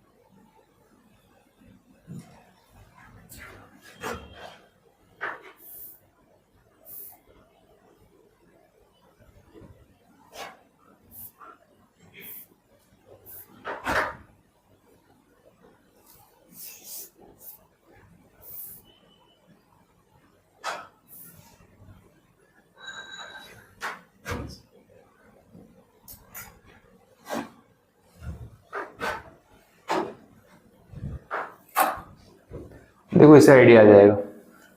नॉट एग्जैक्टली बट कुछ ऐसा ही एरिया है। ये इस तरीके के ब्रिजेस बने होते हैं। ये भी एक्चुअली थोड़ा छोटा सा पोर्ट है। हाँ हाँ, अदानी पोर्ट का तो ऑप्शन है यहाँ, वो भी देख सकते हैं।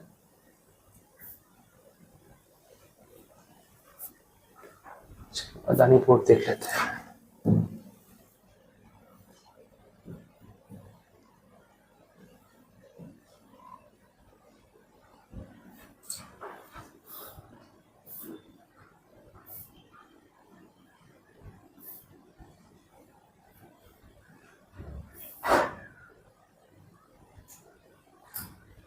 देखो इससे आइडिया आ जाएगा।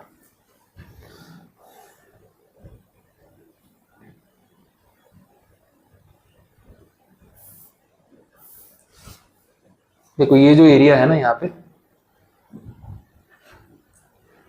शिप यहाँ पे आती है, कंटेनर्स फिर लोड अनलोड होते हैं वैसा।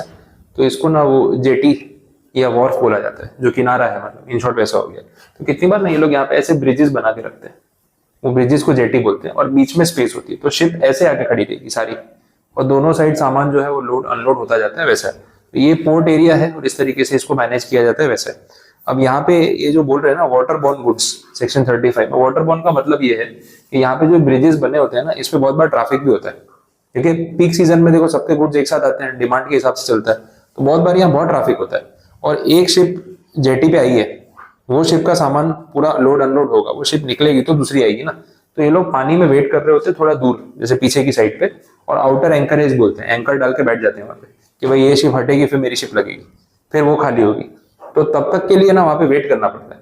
अब किसी को अगर बहुत अर्जेंट है कि यार मैं अभी और 2-4 दिन वेट नहीं कर सकता जब तक शिप पीछे खड़ी है, मुझे गुड्स जल्दी उतरवाने, तो एक ऑप्शन रहता है कि जो बड़ी शिप होती है जो पीछे पानी में खड़ी है, आप उसमें सामान छोटी शिप में लोड कर दो, देखो इस तरीके से, और वो शिप जो है ना वो साइड पे पोर्ट पे आ जाती है, आपका कंसाइनमेंट उतार देगी और आप जल्दी क्लियर करा सकते हो। नो डाउट इसमें खर्चा आपका पर्सनल होगा, लेकिन आपको गुड्स की जल्दी है, महंगे गुड्स है, इमरजेंसी है, तो आप ये फैसिलिटी यूज कर सकते हो। अब इस शिप के पर्सन इन चार्ज ने डॉक्यूमेंटेशन कर दिया है, उसने पोर्ट को बता दिया मैं ये गुड्स लेके आ रहा हूँ।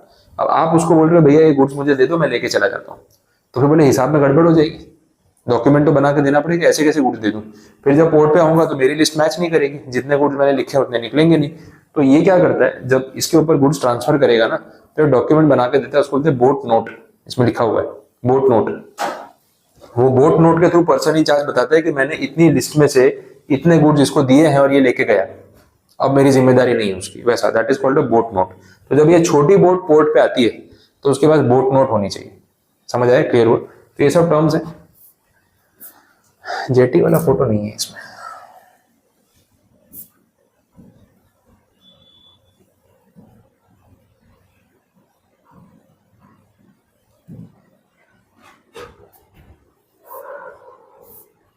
इन लोगों ने आई थिंक स्ट्रक्चर में वैसे जेटी जैसे बनाया नहीं है, ये सीधा हॉरिजॉन्टल ही है।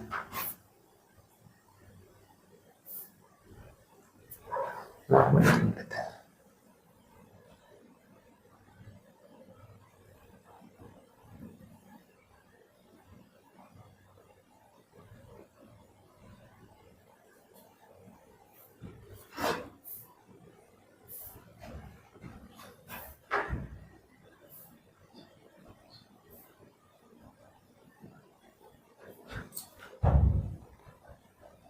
ऐसा स्ट्रक्चर आप समझ सकते हो, ऐसे लाइन में बने होते हैं। अब शिप यहाँ पे आके पार्क होगी, दोनों साइड गुड्स लोड अनलोड करना है, फटाफट कर सकते हैं। तो ऐसे बहुत सारे ब्रिजेस ना पोर्ट के ऊपर बनाते रखते हैं, जिसको जेटी बोला जाता है वैसा। तो शिप को पार्क करना और सामान उतारना, मतलब जरूरी नहीं कि शिप आपको ऐसे हॉरिजॉन्टल लगानी पड़े, आप पोर्ट के साथ वर्टिकल लगा सकते हो, क्योंकि वो ब्रिज बनाया होता है। तो that is called a jetty, वैसा है।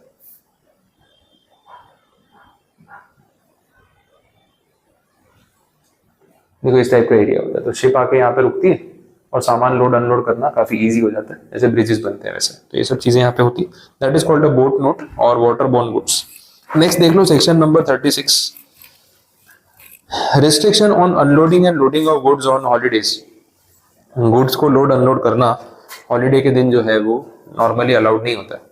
अब इसमें ऐसा है कि पोर्ट पे हॉलीडेज बहुत कम होती है, पूरे साल में 7-8 दिन 10 दिन, ज्यादा नहीं। लेकिन एक दिन पोर्ट बंद रखना, मतलब सोचो इतना बड़ा अदानी पोर्ट पूरा दिन बंद पड़ा है, कितने करोड़ों रुपए का सामान पोर्ट पे पड़ा रह जाएगा। शिप आके रुकी हुई, आज छुट्टी है कोई नहीं, कल आना, भाई शिप लेके कहाँ जाएंगे, यहीं बैठना पड़ेगा। तो फिर वो वेटिंग टाइम हो जाएगा, और एक शिप लेट होगी तो पीछे सारी लेट होगी, और शिप आई है तो उसको वापस भी जाना है, कैलकुलेटेड होता है। तो पोर्ट पे छुट्टी बहुत कम होती है, ये सिचुएशन है। अब ये जो पोर्ट पे हॉलीडे होती है जो भी है साल के 8-10 दिन, अगर उसी दिन पे आपकी शिप आ गई तो, क्योंकि शिप 1-2 दिन आगे पीछे आ सकती है ना, इतना लंबा रूट है उनका, 1-1.5 महीने का ट्रैवल है, तो 1-2 दिन आगे पीछे हो सकता है। अगर शिप लेट आ गई और छुट्टी के दिन आ गई, और आप चाहते हो कि नहीं मुझे रुकना नहीं है, मुझे आज ही गुड्स क्लियर कराने हैं, तो आप पहले से कस्टम अथॉरिटी को एप्लीकेशन देके चार्जेस पे करके हॉलीडे के दिन भी पोर्ट ओपन रखवा के अपना क्लियरेंस करवा सकते हो। ये फैसिलिटी वो लोग देते हैं। आपको अगर जल्दी नहीं है तो कल करवा लो, लेकिन आज चाहिए तो आप पहले से बता दो, एडवांस में पे करोगे तो आपको फैसिलिटी मिल जाएगी। आ रही बात समझ में, क्लियर हो? तो ये है आपका सेक्शन नंबर 36। फिर है section 37 power to board conveyance, और section 38 power to require production of documents. जब शिप पोर्ट पे आती है तो क्या कस्टम ऑफिसर शिप के ऊपर जाके चेकिंग कर सकता है? कर सकता है। क्वेश्चंस पूछ सकता है, डॉक्यूमेंट मांग सकता है, यस, ये सब बातें सेक्शन में लिखी हुई है। फिर कोई बोला आपको किसने परमिशन दी हमारी बोर्ड पे आने की? भाई लिखा हुआ है, हमारे पास पावर है, हम ये कर सकते हैं। आप हमारे कंट्री में आए हो, हमारे पोर्ट पे आए हो, डेफिनेटली हम शिप को चेक कर सकते हैं। कोई स्मगल्ड गुड्स हो, कोई इलीगल गुड्स हो, प्रोहिबिटेड गुड्स हो, कैसे पता चलेगा? तो चेकिंग करने का पावर उनके पास पूरा रहता है। बोलो कुछ कंफ्यूजन समझ आए? तो ये आपके सारे इंपोर्ट प्रोसीजर जो है वो इसमें कवर अप हो गए। ये हमने डॉक्यूमेंट्स देख लिए।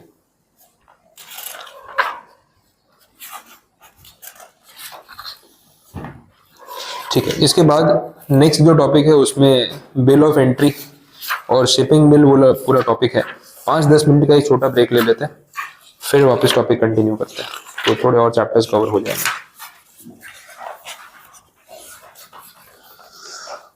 चैप्टर नंबर 5, 6 और 8, ये 3 चैप्टर्स अभी नेक्स्ट आफ्टर ब्रेक अपन टारगेट करते हैं, इतना कवर अप कर पाएंगे आराम से। क्योंकि बिल ऑफ एंट्री समझा दिया है ना, तो वो जल्दी रिलेट भी हो जाएगा।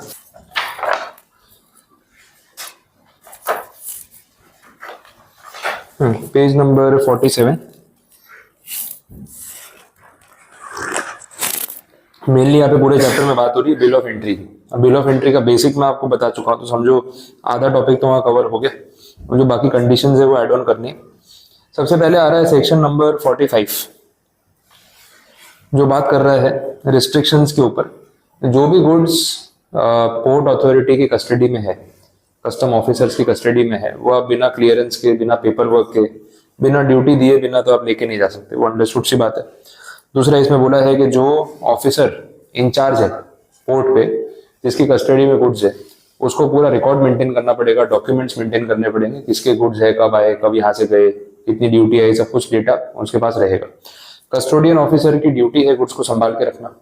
अगर कस्टडी में गुड्स होने के बाद वहां से गुड्स मिसप्लेस हो जाते हैं, तो इंपोर्टर तो फिर कस्टम अथॉरिटी को ही ब्लेम करेगा, बोले आपने गुड्स का ध्यान नहीं रखा, गुड्स चोरी कैसे हो गए। तो कस्टोडियन ऑफिसर की पर्सनल लायबिलिटी आ जाएगी, और अगर गुड्स खो गए तो जो भी गवर्नमेंट का लॉस हुआ है रेवेन्यू का, वो उसकी सैलरी में से कटेगा। तो custodian officer is liable for the custody of the goods and safety of the goods, उसको ध्यान रखना होता है। और ये 45 में सब सेक्शन 3 में ये बात बोली हुई है जो मैं आपको बता रहा हूँ। और 2 मिनट लेके सेक्शन पढ़ना है तो एक बार रीड आउट कर लो, थियरी वाला पार्ट है तो मे भी कहीं कुछ काम आ जाए।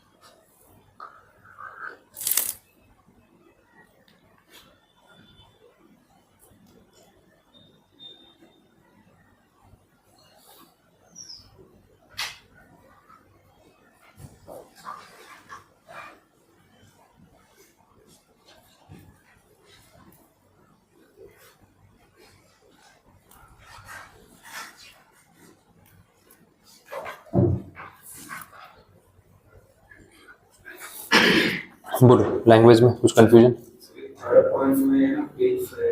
हाँ, पिल्फर्ड का मतलब स्मॉल क्वांटिटी में गुड्स का खो जाना या चोरी हो जाना, पिल्फरेज। पिल्फरेज का मतलब है कि आपका जो भी कंसाइनमेंट है, टोटल जितनी भी क्वांटिटी है, छोटी मोटी चोरी हो गई उसमें से, 1000 यूनिट थे, 2, 5, 10 मिसप्लेस हो गए, ठीक है। तो थेफ्ट और goods lost in small quantity, that is called pilferage. Dictionary word है पिल्फरेज।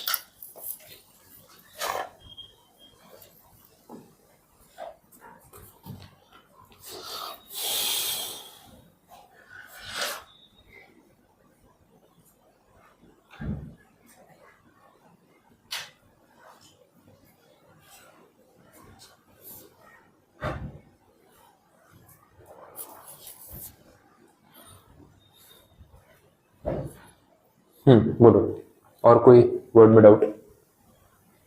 ठीक है, बात समझ आई। तो कहीं ना कहीं जो गुड्स है उसकी कस्टडी कस्टम ऑफिसर की रहती है। आप बिना पेपर वर्क किए उनकी कस्टडी से गुड्स लेके नहीं जा सकते।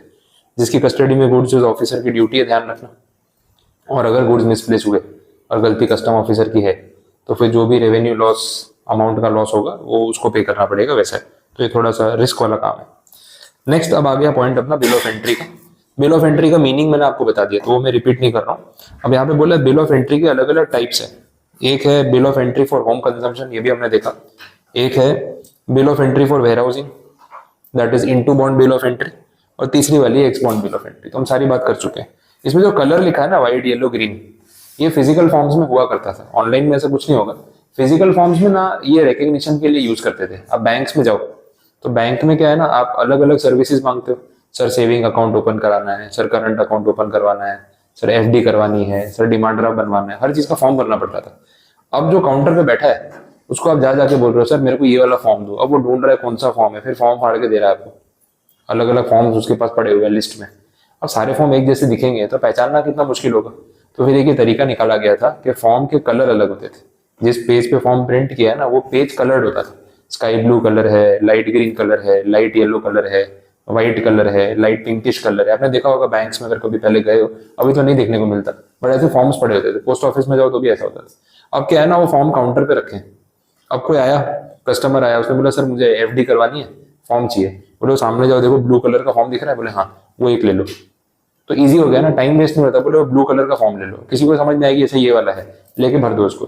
बोले मेरे को करंट अकाउंट ओपन करवाना है, बोले ग्रीन वाला फॉर्म पड़ा है वो उठा लो। तो काउंटर पे लगा रखे हैं फॉर्म, अपने आप जाके ले लो। अच्छा अगर वैसा नहीं भी हो, मेरे पास भी फॉर्म पड़े हैं, तो जैसे एफडी बोलेगा मुझे याद है ना ब्लू कलर का, उठा के दे दिया, बार बार पढ़ना नहीं पड़ेगा कौन सा वाला फॉर्म कौन सा है। तो इजी रिकग्निशन के लिए कलर कोड यूज करते थे। वही बात यहाँ पे ही बोली हुई है। तो ये व्हाइट येलो ग्रीन आपके लिए ऐसे इतना नेसेसरी नहीं है, पर क्यों है वो खाली रीजन आपको बता रहा हूँ वैसे।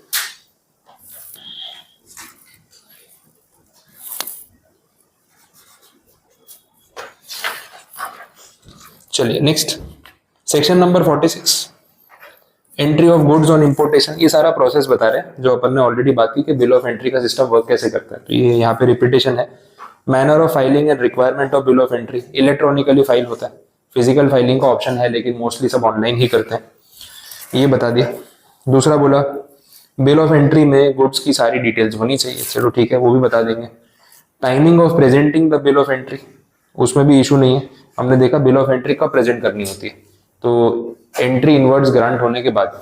अभी स्टार्टिंग में बात हुई इंपोर्ट जनरल मैनिफेस्ट, फिर एंट्री इनवर्ड्स, फिर बिल ऑफ एंट्री, तो वो टाइमिंग वाली बात की। जो इनवॉइस है वो आपको साथ में अटैच करना पड़ेगा। आप बिल ऑफ एंट्री फाइल कर रहे हो तो आप क्या बता रहे हो कि मैंने ये गुड्स यहाँ से खरीदे हैं, इतनी क्वांटिटी में मंगवाए हैं, तो जिससे भी गुड्स खरीदे उसने बिल तो दिया होगा ना, बोला बिल की कॉपी साथ में अटैच कर देना। तो ये एक मैंडेटरी कंप्लायंस है। आप बिल ऑफ एंट्री भरने के बाद अगर उसमें कुछ चेंजेस करना चाहते हो तो वो भी कर सकते हो, उसमें भी कोई प्रॉब्लम वाली बात नहीं। ठीक है, तो ये सारे पॉइंट्स बता दिए। तो मैं हेड पॉइंट के थ्रू ही जा रहा हूँ थोड़ा क्विकली, ताकि आपको बेसिक बात समझ में आ जाए, क्योंकि वर्ड टू वर्ड यहाँ कुछ लर्न नहीं कर पाओगे, कोई जरूरत नहीं है उसकी। ठीक है, आगे बढ़ते हैं। फिर और बिल ऑफ एंट्री जो फाइल होती है ना, उसकी 4 कॉपी सबमिट करनी पड़ती है। एक कॉपी डिपार्टमेंट के पास रहती है, एक कस्टोडियन ऑफिसर के पास जाती है, एक आपको वापस मिलती है, एक वो गेट पास के लिए क्लियरेंस के लिए जाती है। तो ऐसे नंबर ऑफ कॉपीज चाहिए। क्वाड्रुप्लिकेट मतलब 4, क्वाड मतलब 4, ठीक है। डुप्लीकेट 2, ट्रिप्लीकेट 3, क्वाड्रुप्लीकेट 4, ये होती है क्विंटुप्लीकेट, क्विंट मतलब 5। तो कितनी बार ऐसा भी होता है। तो यहाँ पे बोला है क्वाड्रुप्लीकेट मतलब 4 कॉपीज। चलिए आगे बढ़े। फिर कुछ वेसल्स के टाइप दे रखे हैं। वेसल मतलब शिप, शिप के टाइप दे रखे हैं। Foreign flag vessel, foreign flag vessel मतलब ऐसी शिप जो इंडिया के बाहर किसी देश में रजिस्टर्ड है।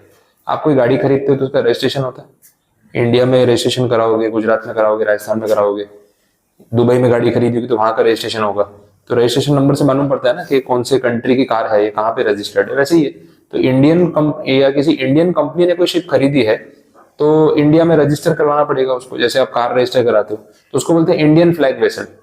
यूएस की शिप है तो यूएस फ्लैग वेसल, वैसा होता है। तो ये सब कंडीशंस है, ठीक है। फिर है vessel which are intended for conversion from foreign run to coastal run.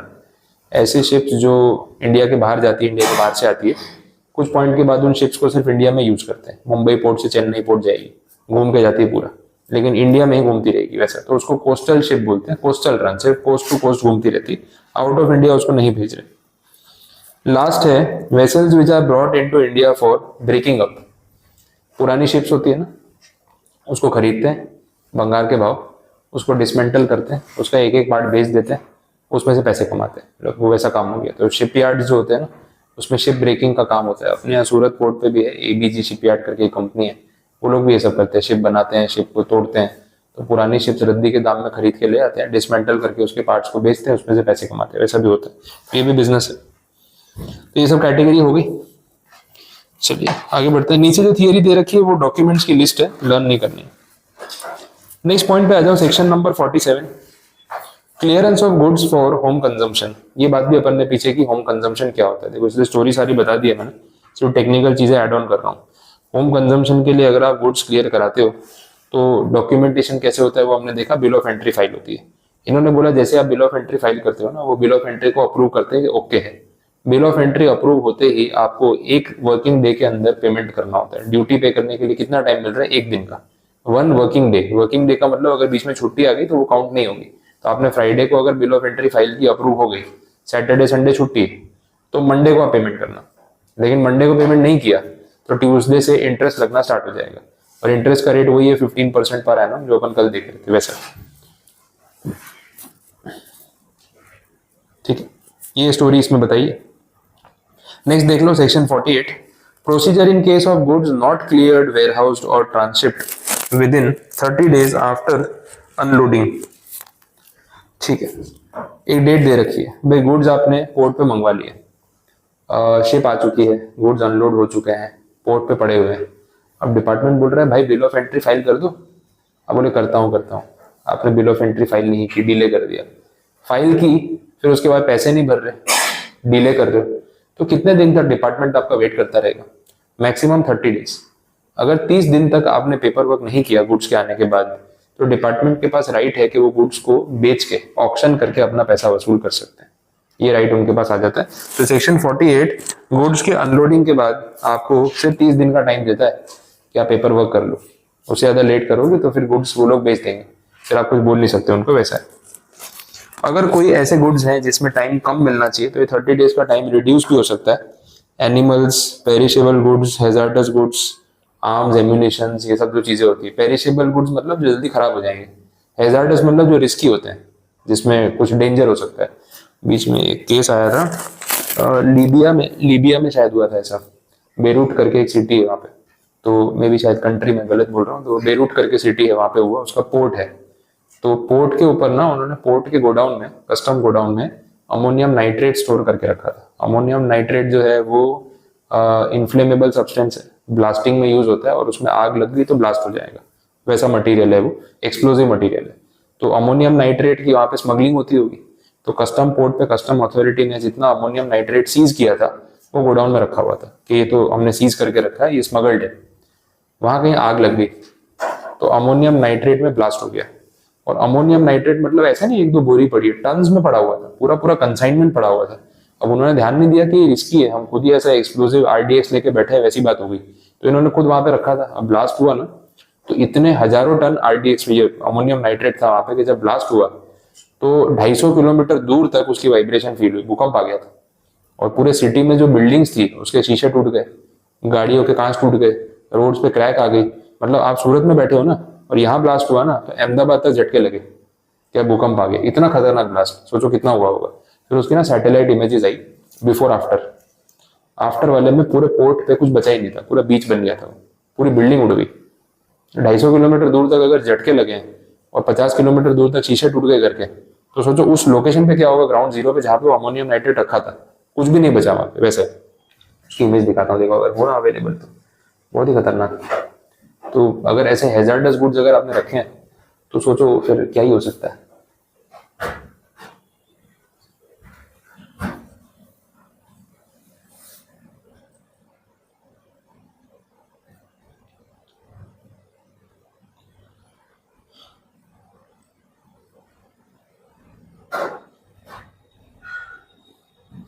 Lebanon में, सॉरी नॉट लीबिया। कंट्री में गलत बता रहा था, लेकिन सिटी बेरूट है।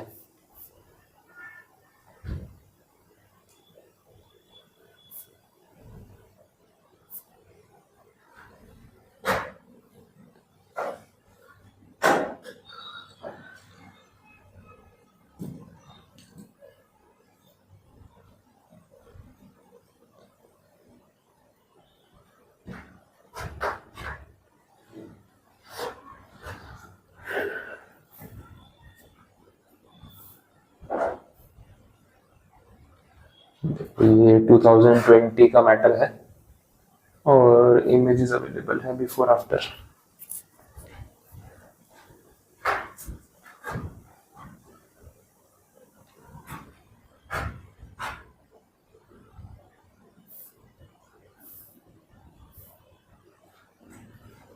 ये वेयर हाउस की हालत हुई है, देख रहे हो पूरा एरिया, ये पूरा पोर्ट है, पूरा पोर्ट खत्म हो गया आफ्टर ब्लास्ट।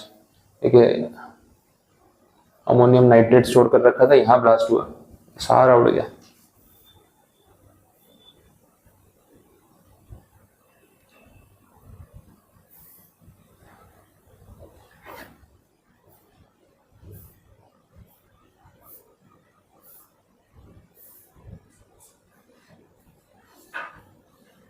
ये रियल केस है। तो यहाँ पे एक्सप्लोजन हुआ और ये पूरा रेडियस खत्म हो गया, पूरा एरिया ही खत्म हो गया, पूरी बिल्डिंग सब टूट गई। 500 मीटर्स। देखो ये पोर्ट की हालत है आफ्टर डिस्ट्रक्शन, देख लो पूरा एरिया खत्म, पूरा पोर्ट ही खत्म हो गया। तो इतना खतरनाक अमोनियम नाइट्रेट हैजार्डस आपने स्टोर करके रखा है। ये देखो ये डैमेज असेसमेंट बीबीसी की रिपोर्ट है, satellite images before and after, difference दिख रहा है। सोचो कितना रिस्की हो गया। उन्होंने सोचा, मतलब सालों से पड़ा था, जितना अमोनियम नाइट्रेट उन्होंने आज तक पिछले 20-30 साल में सीज किया होगा ना, सारा एक गोडाउन में स्टोर कर रखा था। बट ये ध्यान नहीं दिया कि कभी छोटा सा भी स्पार्क या शॉर्ट सर्किट हो गया तो क्या हो सकता है। ये उसका आउटकम है। ये पोर्ट का एरिया देखो कितना बढ़िया लग रहा है, बाद में देखो ये इमेज है, खत्म। ये 2750 टन ऑफ अमोनियम नाइट्रेट, छोटी क्वांटिटी नहीं है, इसमें ब्लास्ट हो गया, गाड़ियां वाड़ियां सब जल के खत्म हो गई ऐसा। ठीक है, तो ये ऐसी सब सिचुएशन आ सकती है।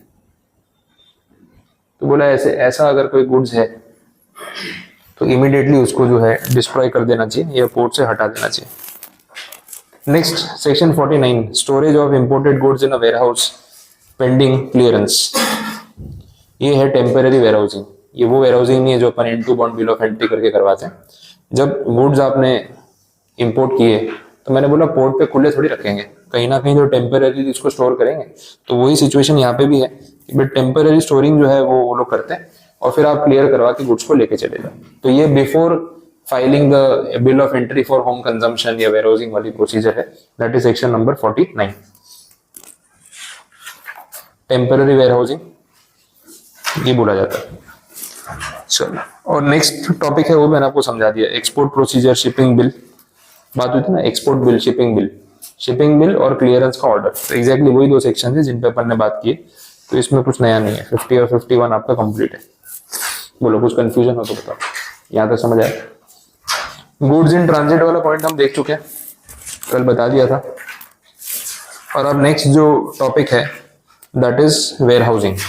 कंटिन्यूटी में स्टोरी चल रही है, वेयर हाउसिंग पे काफी बातें हो गई, तो अब अच्छा है उल्टा आपको जल्दी समझ में आएगा। चलो देखें, वेयरहाउसिंग सेक्शन 57 से लेके 73 का पूरा ब्लॉक है। सिंपल सी स्टोरी सुन लो, कोई टेक्निकलिटी इतनी ज्यादा नहीं है इसमें। सबसे पहले बोला है licensing of public warehouses, फिर बोला है licensing of private warehouses. Simple कर देता हूँ। वेयर हाउसिंग का मतलब क्या है? गुड्स को स्टोर करके रखना। स्टोर करने के लिए जगह चाहिए। अब सरकार बोल रही है, कस्टम अथॉरिटी बोल रही है कि आप पोर्ट पे सामान आता है ना, आपको इमीडिएटली नहीं लेके जाना है, हमारे यहाँ पे स्टोर कर लो, बट उतनी जगह भी तो रखनी पड़ेगी, और ये फैसिलिटी तो सबके लिए ओपन है। तो कितने लोग वेयर हाउसिंग फैसिलिटी का यूज करते होंगे? तो ये वेयर हाउसेज कम पड़ जाते हैं बहुत बार। तो कस्टम अथॉरिटी क्या करती है, पोर्ट के आसपास वेयर हाउसेज डेवलप करती है।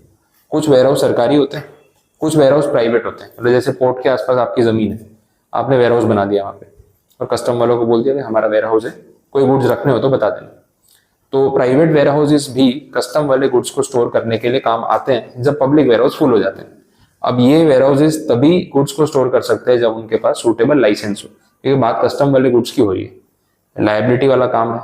ड्यूटी की चोरी नहीं होनी चाहिए, स्मगलिंग नहीं होनी चाहिए, गुड्स डैमेज नहीं होने चाहिए। तो ऐसे कोई भी XYZ वेयर हाउस में गुड्स नहीं रख सकते। तो लाइसेंसिंग का प्रोसीजर है। सरकारी वेयर हाउसेज को भी लाइसेंस मिलता है कस्टम अथॉरिटी से, प्राइवेट वेयर हाउसेज को भी लाइसेंस मिलता है, तभी वो कस्टम वाले गुड्स को स्टोर कर सकते हैं। और जो कस्टोडियन है उसकी जिम्मेदारी है कि गुड्स का ध्यान रखे, कुछ भी गड़बड़ हुई तो उसके ऊपर रिस्पॉन्सिबिलिटी आएगी वैसा। तो ये बात सेक्शन 57 और 58 में बोली। 58A करके नया सेक्शन लेके आए जिसको बोलते हैं स्पेशल वेयर हाउस। अब स्पेशल वेयर हाउस एग्जैक्टली क्या है? तो बोला goods, gold silver precious metals, ठीक है। फिर ड्यूटी फ्री शॉप्स के लिए जो सप्लाईज होती है, स्टोर्स वेसल्स के लिए जो सप्लाई होती है, फॉरेन प्रिविलेज पीपल के लिए सप्लाई होती है, उन सब के लिए स्पेशल वेयर हाउसेज होते हैं जिनको 58A में लाइसेंस दिया जाता है। गोल्ड सिल्वर तो प्रेशियस चीजें हो गई, ऐसे ही कहीं भी स्टोर नहीं कर सकते। ड्यूटी फ्री एरिया जो है ना वो एयरपोर्ट पे होता है। आप कभी अगर इंटरनेशनल ट्रैवल करो, डोमेस्टिक में वो एक्सेस नहीं होता, इंटरनेशनल एयरपोर्ट पे आप ट्रैवल करो तो उसमें एक ड्यूटी फ्री शॉपिंग एरिया होता है, शॉपिंग मॉल होता है एयरपोर्ट के अंदर, जिसमें इंपोर्टेड गुड्स मिलते हैं लेकिन उस पर ड्यूटी नहीं लगती, उसको लिए ड्यूटी फ्री। तो उसमें कॉस्मेटिक्स हैं, चॉकलेट्स हैं, इंपोर्टेड प्रोडक्ट्स हैं, परफ्यूम्स हैं, ये सब चीजें हैं, लीकर है, तो ये सब प्रोडक्ट्स वहाँ पे मिलते हैं, इलेक्ट्रॉनिक गैजेट्स मिलते हैं। तो वहां से आप जो कुछ भी खरीदते हो उस पर आपको ड्यूटी नहीं देनी पड़ती है, तो थोड़ा सस्ता पड़ जाता है वैसा। तो उस हिसाब से बहुत लोग ड्यूटी फ्री एरिया से शॉपिंग करते हैं, जो रेगुलर ट्रैवल करते हैं वो लोग शॉपिंग करते हैं वैसा। तो ये एक्सेस आपको मिलता है, और इम्पोर्टेड प्रोडक्ट थोड़े से चीपर प्राइस पे मिल जाते हैं, वो बात है। तो ये पॉइंट है। तो वो जो गुड्स होते हैं उनको स्टोर करने के लिए स्पेशल वेयर हाउसेज बनाए जाते हैं, ये बोला हुआ है। अब ये जो वेयर हाउस है ये सब लाइसेंस वाले हैं, परमिशन पे है। लाइसेंस का मतलब subject to terms and conditions. अगर आपने टर्म्स एंड कंडीशन फॉलो नहीं की तो आपका लाइसेंस कैंसिल भी हो सकता है। तो 58B में कैंसिलेशन की बात की है। अब डायरेक्ट कैंसिलेशन कभी नहीं होता, पहले नोटिस भेजते हैं, इन्वेस्टिगेशन होती है, फिर आपको बोलने का मौका मिलता है, आपने सच में गलती की है कि नहीं उसका असेसमेंट होता है, उसके बाद ही आपका लाइसेंस कैंसिल होता है। Very simple story. तो 58B इतना ही बोल रहा है, तो मैं वर्ड टू वर्ड नहीं जा रहा हूँ। नेक्स्ट है वेयर हाउसिंग बॉन्ड। अभी बात हो रही थी पीछे बैंक गारंटी, एग्जैक्टली वही पॉइंट है। वेयर हाउसिंग बॉन्ड आपको सबमिट करना पड़ता है जब आप गुड्स की वेयर हाउसिंग कराते हो और होम कंजम्पशन के लिए क्लियर नहीं करवाते। अब इसमें ये लोग है ना वेयर हाउसिंग बॉन्ड में एक कंसेप्ट लेके आ गए, ज्यादा चीजें लिखी नहीं होंगी, मैं थोड़ा डिटेल में ही बता रहा हूँ, जिसको बोलते हैं ट्रिपल बॉन्ड। यहाँ पे नहीं है उतना डेप्थ में, बट पॉइंट आया तो समझ लो। ट्रिपल बॉन्ड का मतलब है कि जितने रुपए की आपकी लायबिलिटी है उसका 3 गुना बॉन्ड आपको भरना पड़ता है। लगान वाली सिचुएशन है, 3 गुना लगान देना पड़ेगा। वैसे यहाँ पे है 3 गुना बॉन्ड भरना पड़ेगा। अब 3 गुना बॉन्ड भरना मतलब पैसे नहीं भरने, गारंटी 3 टाइम्स अमाउंट की देनी है। मतलब सपोज आपने जो गुड्स इंपोर्ट किए हैं उस पर ड्यूटी और बाकी जो चार्जेस बनते हैं 1 लाख रुपए, तो डिपार्टमेंट आपसे जब बॉन्ड गारंटी मांग रहा है तो उससे 3 टाइम्स मांग रहा है, मतलब अप टू 3 लाख रुपीज। बोले सर 1 लाख की ड्यूटी देनी पड़ती है तो 3 लाख रुपए का बॉन्ड क्यों चाहिए उनको? क्योंकि सिर्फ ड्यूटी थोड़ी देनी है, वेयर हाउस के चार्जेस देने हैं, ट्रांसपोर्टेशन का कॉस्ट देना है, अगर आपने लेट पेमेंट किया तो इंटरेस्ट भी तो देना है, पेनल्टी भी तो देनी है। तो डिपार्टमेंट अपने आप को सेव करके चल रहा है। तो जितना आपका ड्यूटी का अमाउंट ड्यू है उसका 3 गुना आपसे बॉन्ड भरवाएगा, उतने तक की गारंटी ले लेगा। और 3 गुना पैसे थोड़ी देने हैं, सिर्फ बैंक से लिखवा के लाना है कि इतनी लायबिलिटी है, वो लोग कमीशन थोड़ा ज्यादा ले लेंगे और क्या। तो आप ट्रिपल बॉन्ड भरोगे तो ही आपका वेयर हाउसिंग एक्सेप्ट होगा, अदरवाइज नहीं होगा। ये बात यहाँ पे होती है। दूसरा ना, इसमें जनरल बॉन्ड और स्पेसिफिक बॉन्ड भी होता है, ये भी एक पॉइंट समझ लो नॉलेज के लिए। जनरल बॉन्ड का मतलब ये है कि देखो मेरा रेगुलर इंपोर्ट होता रहता है, बड़ा इंपोर्ट हाउस है और बहुत बार वेयर हाउसिंग होती रहती है।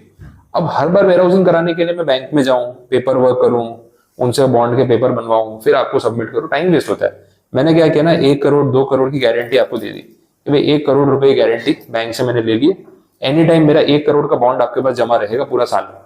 अब जब मेरे गुड्स आएंगे जाएंगे, कभी वेयर हाउसिंग होगा, कभी क्लियरेंस होगा, इसी में से हिसाब कर लेना।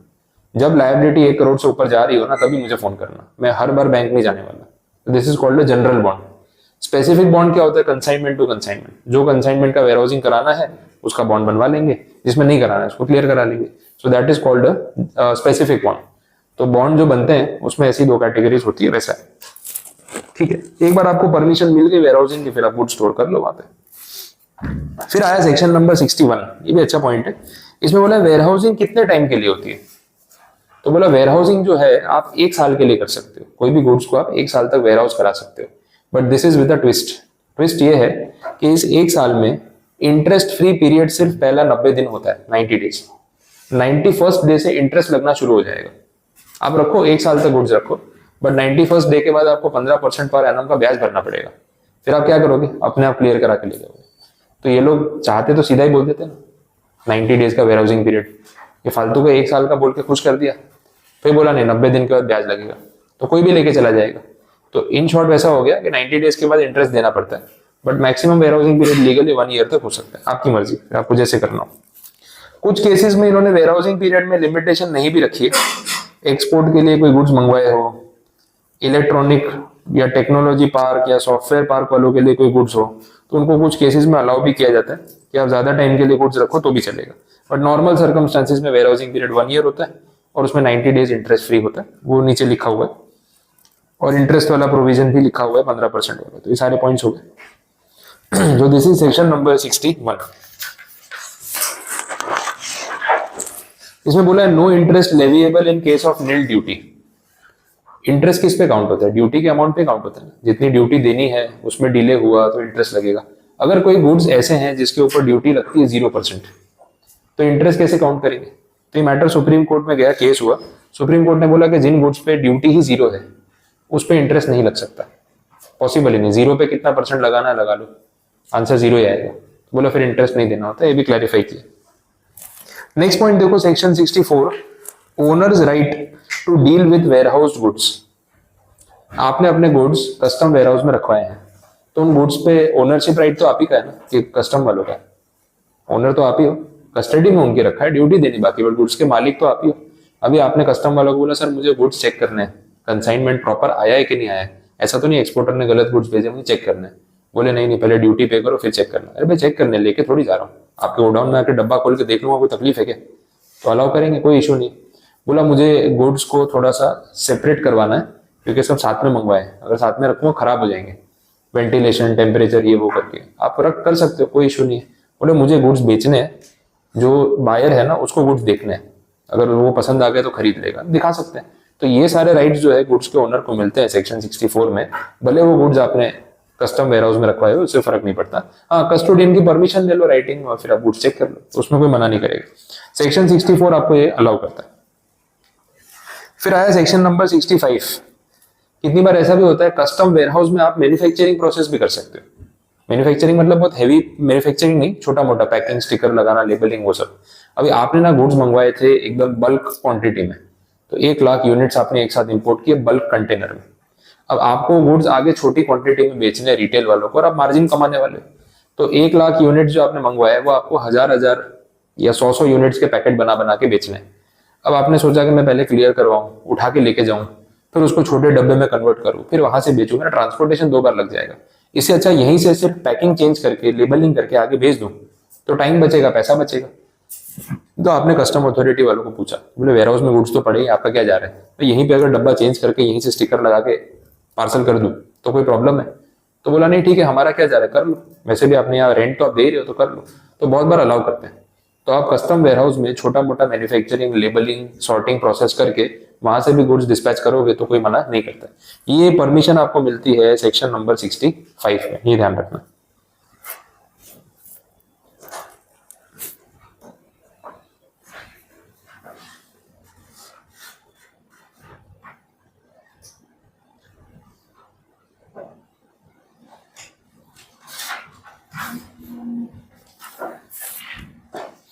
ठीक है, दिस इज सेक्शन 65। अब इसमें बोला है कि बहुत बार जब आप ये मैन्युफैक्चरिंग प्रोसेस की बात कर रहे हो तो not only restricted to sticker and labelling, ऐसा भी हो सकता है कि मैन्युफैक्चरिंग प्रोसेस जो है उसमें एक्चुअली में प्रोडक्ट की कैटेगरी चेंज हो रही है, उसका टाइप चेंज हो रहा है। मतलब जो आपने रॉ मटेरियल मंगाया था उसको आपने कस्टम वेयरहाउस में प्रोसेस किया, लेकिन वो दूसरे गुड्स में कन्वर्ट हुआ, फिनिश प्रोडक्ट बन गया। अब रॉ मटेरियल की कैटेगरी अलग है, फिनिश गुड्स की कैटेगरी अलग है, हो सकता है ऐसा। दोनों पे ड्यूटी का रेट भी अलग हो सकता है। जो आपने इंपोर्ट किया वो रॉ मटेरियल था, उस पर ड्यूटी लगती है 15%। जो आपने प्रोसेस किया वेयरहाउस में, फिर वो कन्वर्ट हो गया, प्रोडक्ट बन गया फिनिश प्रोडक्ट, उस पर लगती है ड्यूटी 25%। अब डिपार्टमेंट आपसे ड्यूटी 15% लेगा या 25% लेगा, वो भी तो कंफ्यूजन है। तो उस चीज का क्लैरिफिकेशन यहाँ पे सेक्शन 65 में दिया हुआ है, वो देख लो। इसमें क्या बोला है देखना। अगर आपने प्रोसेस करने के बाद फाइनल प्रोडक्ट एक्सपोर्ट कर दिया, ठीक है, तो कोई ड्यूटी देने की जरूरत है नहीं। इसका एग्जांपल देता हूँ। देखो, जो आपने प्रोडक्ट इंडिया में मंगवाया, आपको ना वो दूसरे कंट्री में एक्सपोर्ट ही करना था, तो आपने सोचा मैं यहाँ से क्लियर करा के घर लेके जाऊँ, वापस पोर्ट पे लेके आना पड़ेगा, तो जो प्रोसेस करना यहीं कर लेता हूँ, यहीं से एक्सपोर्ट कर देता हूँ। तो रॉ मटेरियल इंपोर्ट किया, उसको फिनिश गुड्स में कन्वर्ट किया कस्टम वेयरहाउस में, और फिनिश गुड्स आपने एक्सपोर्ट कर दिया। अब जब भी आप कोई चीज बनाते हो, मैन्युफैक्चर करते हो, तो कुछ वेस्टेज, कुछ स्क्रैप निकलता होगा या नहीं? होता है सर। अपने खाना बनाते तभी भी होता है ना, जो सब्जियां आप यूज कर रहे हो थोड़ा बहुत तो उसका बचता होगा इधर उधर का, वो चीजें अपन कचरे में फेंकते हैं। तो यहाँ पे जो प्रोडक्शन आपने किया उसमें कुछ स्क्रैप क्रिएट हुआ और एक फिनिश प्रोडक्ट बना। फिनिश प्रोडक्ट आपने एक्सपोर्ट कर दिया। अब अगर आपने फिनिश प्रोडक्ट एक्सपोर्ट ही कर दिया, तो रॉ मटेरियल पे इंपोर्ट ड्यूटी देने का कोई लॉजिक बनता है? कोई भी गुड्स इंडिया में क्लियर हुए, जितना रॉ मटेरियल आया वो आपने कस्टम पोर्ट से ही प्रोसेस करके री एक्सपोर्ट कर दिया, तो इंडिया में तो कुछ क्लियर ही नहीं हुआ, ये तो एक्सपोर्ट हो गया। तो इस केस में ना ड्यूटी नहीं लगती। कहने का मतलब ये है, इंपोर्टेड रॉ मटेरियल यूज करके अगर आप पूरा एक्सपोर्ट ही कर देते हो, तो इंडिया में गुड्स कंज्यूम ही नहीं होता है, तो उस पर ड्यूटी नहीं लगती। तो सेक्शन 65 आपको ये बात क्लैरिफाई कर रहा है कि फाइनल प्रोडक्ट आपने एक्सपोर्ट कर दिया तो कोई ड्यूटी नहीं देनी। और बोले जो सामने स्क्रैप क्रिएट हुआ था, स्क्रैप का क्या करें? Scrap is a different product. वो आपने रद्दी वाले को बेच दिया, इंडिया में बेचा, इंडिया के बाहर बेचा, कोई फर्क नहीं पड़ता, ड्यूटी में कुछ नहीं देना। जब मेन प्रोडक्ट ही एक्सपोर्ट हो गया, स्क्रैप को छोड़ दो आप, उस पर कोई ड्यूटी नहीं लगेगी। दूसरा बोला आपने मेन प्रोडक्ट जो है वो एक्सपोर्ट कर दिया और स्क्रैप को आपने होम कंजम्पशन के लिए क्लियर किया, तो स्क्रैप पे इंपोर्ट ड्यूटी लगेगी, क्योंकि वो इंडिया में क्लियर हुआ। अगर आपने स्क्रैप एक्सपोर्ट कर दिया होता या स्क्रैप डिस्ट्रॉय कर दिया होता तो हम उस पर ड्यूटी चार्ज नहीं करते, लेकिन अगर आपने स्क्रैप को लोकल मार्केट में किसी को बेचा है, वो इंपोर्ट के बराबर माना जाएगा, उस पर ड्यूटी आ सकती है। तीसरा है final product is clear for home consumption. जो आपने रॉ मटेरियल फिनिश प्रोडक्ट में कन्वर्ट किया, वो फिनिश प्रोडक्ट आपने होम कंजम्पशन के लिए क्लियर करा दिया। अब तो पूरे अमाउंट पे ड्यूटी देनी देनी, जो भी रॉ मटेरियल पे रेट लगता होगा वो। स्क्रैप का आपने क्या किया उससे फर्क ही नहीं पड़ता, क्योंकि मेन प्रोडक्ट ही इंपोर्ट हो गया ना इंडिया में, तो ड्यूटी पूरे अमाउंट पे लगेगी वैसा। तो ये सेक्शन 65 में क्लैरिफिकेशन है। फिर आया section 66, power to exempt imported material used in manufacture of goods in warehouse. ठीक है, आपने रॉ मटेरियल इंपोर्ट किया, उसको मैन्युफैक्चरिंग के लिए गोडाउन में यूज किया और फिर बनाया फिनिश प्रोडक्ट। अब इसमें ऐसा हुआ कि रॉ मटेरियल पे ड्यूटी ज्यादा थी 25% और फिनिश गुड्स पे ड्यूटी है 15%। अब जब गोडाउन से क्लियर करा रहे हो तो फिनिश गुड्स निकल रहा है, आप डिपार्टमेंट से आर्ग्यू कर रहे हो, सर मैं 15% की ड्यूटी दूंगा, क्लियरेंस पे तो फिनिश गुड्स निकला। डिपार्टमेंट बोल रहा है बट आया तो रॉ मटेरियल था, उस पर तो 25 है, तो हम तो 25 चार्ज करेंगे। झगड़ा हो जाएगा, 25 भरे या 15, हमें तो कम भरनी है। तो सेक्शन 66 में उन्होंने खुद ही बोल दिया कि चलो ठीक है, आप फिनिश गुड्स के फॉर्म में जब लेके जा रहे हो तो उस पर ड्यूटी 15% है, रॉ मटेरियल पे 25 थी, 10% ज्यादा ड्यूटी थी, हम ये 10% ड्यूटी जो है वो वेव ऑफ कर सकते हैं। क्लियर है, हम माफ कर देंगे, आप 15% दे देना चलेगा। तो in short which ever is lower वाला ऑप्शन आपको मिल जाएगा वैसा।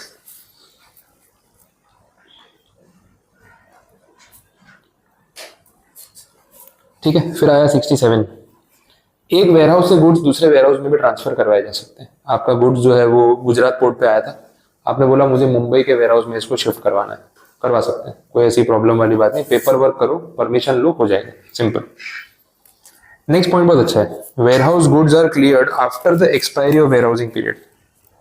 वो पीछे नहीं था 1 साल का वेयरहाउसिंग पीरियड, 90 दिन का इंटरेस्ट फ्री पीरियड, 1 साल खत्म होने वाला है और आपने अभी तक क्लियर नहीं करवाया गुड्स। अच्छा, मार्केट में न्यूज चल रही है कि जो गुड्स आपने रखा है ना गोडाउन में, उस पर ड्यूटी कम होने वाली है, बस 2-4 दिन में अनाउंसमेंट आने वाला है, ऐसी रूमर्स है। आपने सोचा देख अभी लास्ट डे है आज अगर क्लियर करवा लेता हूँ तो मुझे पुराने रेट पे ड्यूटी देनी पड़ेगी, 4-5 दिन हफ्ता रुक जाता हूँ, नहीं क्लियर कराता हूँ, ज्यादातर क्या होगा, इंटरेस्ट लगेगा, वो तो मैं दे ही दूंगा, लेकिन ड्यूटी कम हो जाएगी ना तो बचत हो जाएगी। तो ड्यूटी बचाने के चक्कर में आप गुड्स उठा नहीं रहे, कस्टम वाले फोन कर रहे भैया 1 साल पूरा हो गया, गुड्स कब लेके जाओगे? सर आता हूँ, 2 दिन में आता हूँ, थोड़ा बाहर का हूँ, सूरत आ जाओ फिर आता हूँ। ठीक है, अभी फिर बाद में आपको क्लियर करा लूंगा, जो भी पैसे वैसे दे दूंगा, टेंशन मत लो। अब ये स्पेक्यूलेशन के चक्कर में गुड्स पड़े हुए हैं वहां पे, डिपार्टमेंट कंफ्यूज हो रहा है, बोले यार और वेयरहाउसिंग करनी है, लोग लेके नहीं जाते। तो ये मैटर जब कोर्ट में गया, कोर्ट ने बोला भाई देखो एक सिंपल रूल बना दो, वेयरहाउसिंग पीरियड जिस दिन एंड होता है लास्ट दिन, उसके बाद अगर कोई गुड्स क्लियर कराए तो ड्यूटी का रेट तो वही लगेगा जो लास्ट दिन पे था। बाद में ड्यूटी कम हो गई बढ़ गई कोई फर्क नहीं पड़ता, क्योंकि आखिरी दिन वेयरहाउसिंग का जो था उस दिन आइडियली गुड्स क्लियर हो जाने चाहिए थे, x bond bill of entry file हो जानी चाहिए थी, उसी दिन का रेट एप्लीकेबल कर दो ताकि लोग स्पेक्यूलेशन ही ना करें। और किसी को अगर पता भी है कि कल रेट कम होने वाला है तो बोले क्या फायदा, मैं कल फाइल करूंगा तो भी रेट तो आज का ही लगेगा, लास्ट डे आज ही क्लियर कराना पड़ेगा, तो स्पेक्यूलेशन बंद हो जाएगा। That is very important. तो ये एक अच्छा केस हुआ और सीबीआईसी ने इसका सर्कुलर निकाला, और ये बात बहुत पुरानी है 1997, तभी ये चीज क्लियर हो गई थी। आज तो पता नहीं कितने साल हो गए, अभी तक चल रहा है। अब सर्कुलर तो वैलिड रहेगा जब तक वो वापस नहीं लेंगे, तो इसमें कोई कंफ्यूजन वाली बात नहीं। ठीक है, समझ आया। चलिए नेक्स्ट है सेक्शन 68, वो मैंने ऑलरेडी समझा दिया, clearance of warehouse goods for home consumption, x bond bill of entry, वो हम बात कर चुके हैं तो मैं रिपीट नहीं कर रहा हूँ। 69 clearance of warehouse goods for export, पहले आपने गुड्स इंपोर्ट किए, वेयरहाउसिंग कराई, फिर वहीं से डायरेक्ट दूसरे कंट्री में एक्सपोर्ट कर दिया, अब इंपोर्ट ड्यूटी देनी पड़ेगी। बोलो इंपोर्टेड गुड्स को एक्सपोर्ट कर दिया, इंडिया में क्लियर ही नहीं हुआ, तो इंपोर्ट ड्यूटी तो लगेगी नहीं। हाँ गोडाउन का रेंट लगेगा, वो देना पड़ेगा, लेकिन ड्यूटी नहीं देनी पड़ेगी। नेक्स्ट देखो सेक्शन नंबर 70, यहाँ पे कैटेगरी है वोलेटाइल गुड्स। अच्छा पॉइंट है वोलेटाइल गुड्स। वोलेटाइल गुड्स वो होते हैं जिनकी क्वांटिटी में चेंज आ जाता है, जैसे पेट्रोल है, आपने गाड़ी में पेट्रोल भराया, ढक्कन खुला भूल गए, क्या होगा, उड़ जाएगा, हवा में इवेपोरेट हो जाएगा। ऐसे गुड्स को बोलते हैं वोलेटाइल गुड्स। ठीक है, बिकॉज जो गुड्स है उसका मतलब साइंटिफिक वो चीज ऐसी है कि वो केमिकल वैसा है, हवा में उड़ जाएगा, उसकी क्वांटिटी कम हो जाएगी। तो ये बहुत सारे गुड्स में ऐसा होता है, क्रूड ऑयल, पेट्रोलियम, बहुत सारे गुड्स, एसीटोन करके कंपाउंड होता है उसमें ऐसा होता है। वो नेल पॉलिश का रिमूवर नहीं आता पता है, एसीटोन करके केमिकल होता है जिससे आप नेल पॉलिश जो लगाते हो रिमूव कर सकते हैं, वो कंपाउंड भी वैसा है, अगर उसका ढक्कन खुला भूल गया बॉटल में से उड़ जाता है, वैसा होता है। पेट्रोल टैंक में भी सेम होता है। तो ये सब प्रोडक्ट्स की बात यहाँ पे हो रही है। इनको जब ट्रांसपोर्ट करते हैं ना तो इनकी क्वांटिटी में चेंज आ जाता है। मतलब पेट्रोल किसी ने भरा होगा वहां से कंटेनर में, तो बोला 1,00,000 लीटर, फिर यहाँ आके जब मेजर किया तो पता चला 99,500 लीटर। कहाँ गया 500 लीटर, हवा में उड़ गया, इवेपोरेट हो गया, भरते टाइम खाली करते टाइम स्पिलेज हो गया। अभी वहां से 1,00,000 का बिल बना है, लेकिन यहाँ मेजर किया तो कितना है 99,500। अब ड्यूटी कितने पे दूं, 1,00,000 पे दूं या 99,500 पे, वो क्वेश्चन है। तो डिपार्टमेंट बोला 99,500 पे दे देना, जितना वोलेटिलिटी की वजह से आपका क्वांटिटी लॉस हुआ है हम उस पर आपसे ड्यूटी चार्ज नहीं करेंगे, वो अंडरस्टूड है। कोल में होता है, कोल माइन से जब निकाला जाता है तो उसमें ना वाटर कंटेंट बहुत ज्यादा, मॉइस्चर होता है, जब धूप में सुखाते हैं ना तो मॉइस्चर उड़ जाता है, तो कोयला जो है ना उसका वजन कम हो जाता है। तो जब लोड किया होता है तो वेट ज्यादा होता है, यहाँ वेट करते हैं तो कम आता है।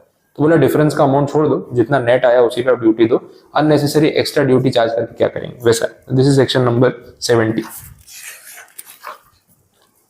71 procedure for taking out removal of goods from warehouse. तो यहाँ पे सिंपल बोला है कि गुड्स को वेयरहाउस से निकालने का प्रोसीजर दिया हुआ है, अगर आपने प्रोसीजर फॉलो नहीं किया तो हम बोलेंगे improperly removed, the goods were removed improperly, और इम्प्रॉपर रिमूवल के ऊपर पेनल्टी आ सकती है, सिंपल। तो 71 72 बहुत टेक्निकल नहीं है, ये बात बोल रहे हैं। फिर आपने गुड्स प्रॉपरली रिमूव कर लिए वेयरहाउस से, पता है वो बॉन्ड भरा था आपने, इनटू बॉन्ड, तो बॉन्ड कैंसिल करवाओगे कि नहीं कराओगे? पता चला बैंक वाला कमीशन लिए जा रहा है आपसे हर महीने, कंसाइनमेंट क्लियर हो चुका है, बॉन्ड अभी भी एक्टिव है। तो इसमें ना जब स्पेसिफिक बॉन्ड अपन फाइल करते हैं अकॉर्डिंग टू द कंसाइनमेंट, तो कंसाइनमेंट क्लियर करवाने के बाद आपको बॉन्ड कैंसिल करवाना पड़ता है। कस्टम अथॉरिटी एनओसी देती है कि भाई हमारा पैसा मिल चुका है, अब बॉन्ड का जो करना है करो, फाड़ के फेंक दो। फिर आप बैंक में जाके इन्फॉर्म करते हो कि देखो कस्टम वालों ने एनओसी दे दिया है, मैंने उनके पैसे भर दिए, आप ये बॉन्ड कैंसिल कर दो। तो बॉन्ड कैंसिल कर देते हैं, तो आपका कमीशन उतने दिन का ही लगता है जितने दिन के लिए बॉन्ड एक्टिव था, वो कंडीशन है। ठीक है, तो ये स्टोरी थी मेनली, इसके साथ आपका वेयरहाउसिंग वाला पूरा प्रोविजन जो है वो है कंप्लीट। अब क्या बचा है अपना, देखो वेयरहाउसिंग का सब कुछ हो गया एक्सेप्ट वैल्यूएशन, ड्यूटी ड्रॉबैक बचा है, बैगेज बाकी है, कॉन्फिस्केशन बाकी है। ठीक है, थोड़ा बहुत कंटेंट है, तो अभी तो इतना रखते हैं, यहाँ पे स्टॉप करते हैं, फिर आगे नेक्स्ट सेक्शन में जो है बाकी की चीजें अपने कवर अप करेंगे।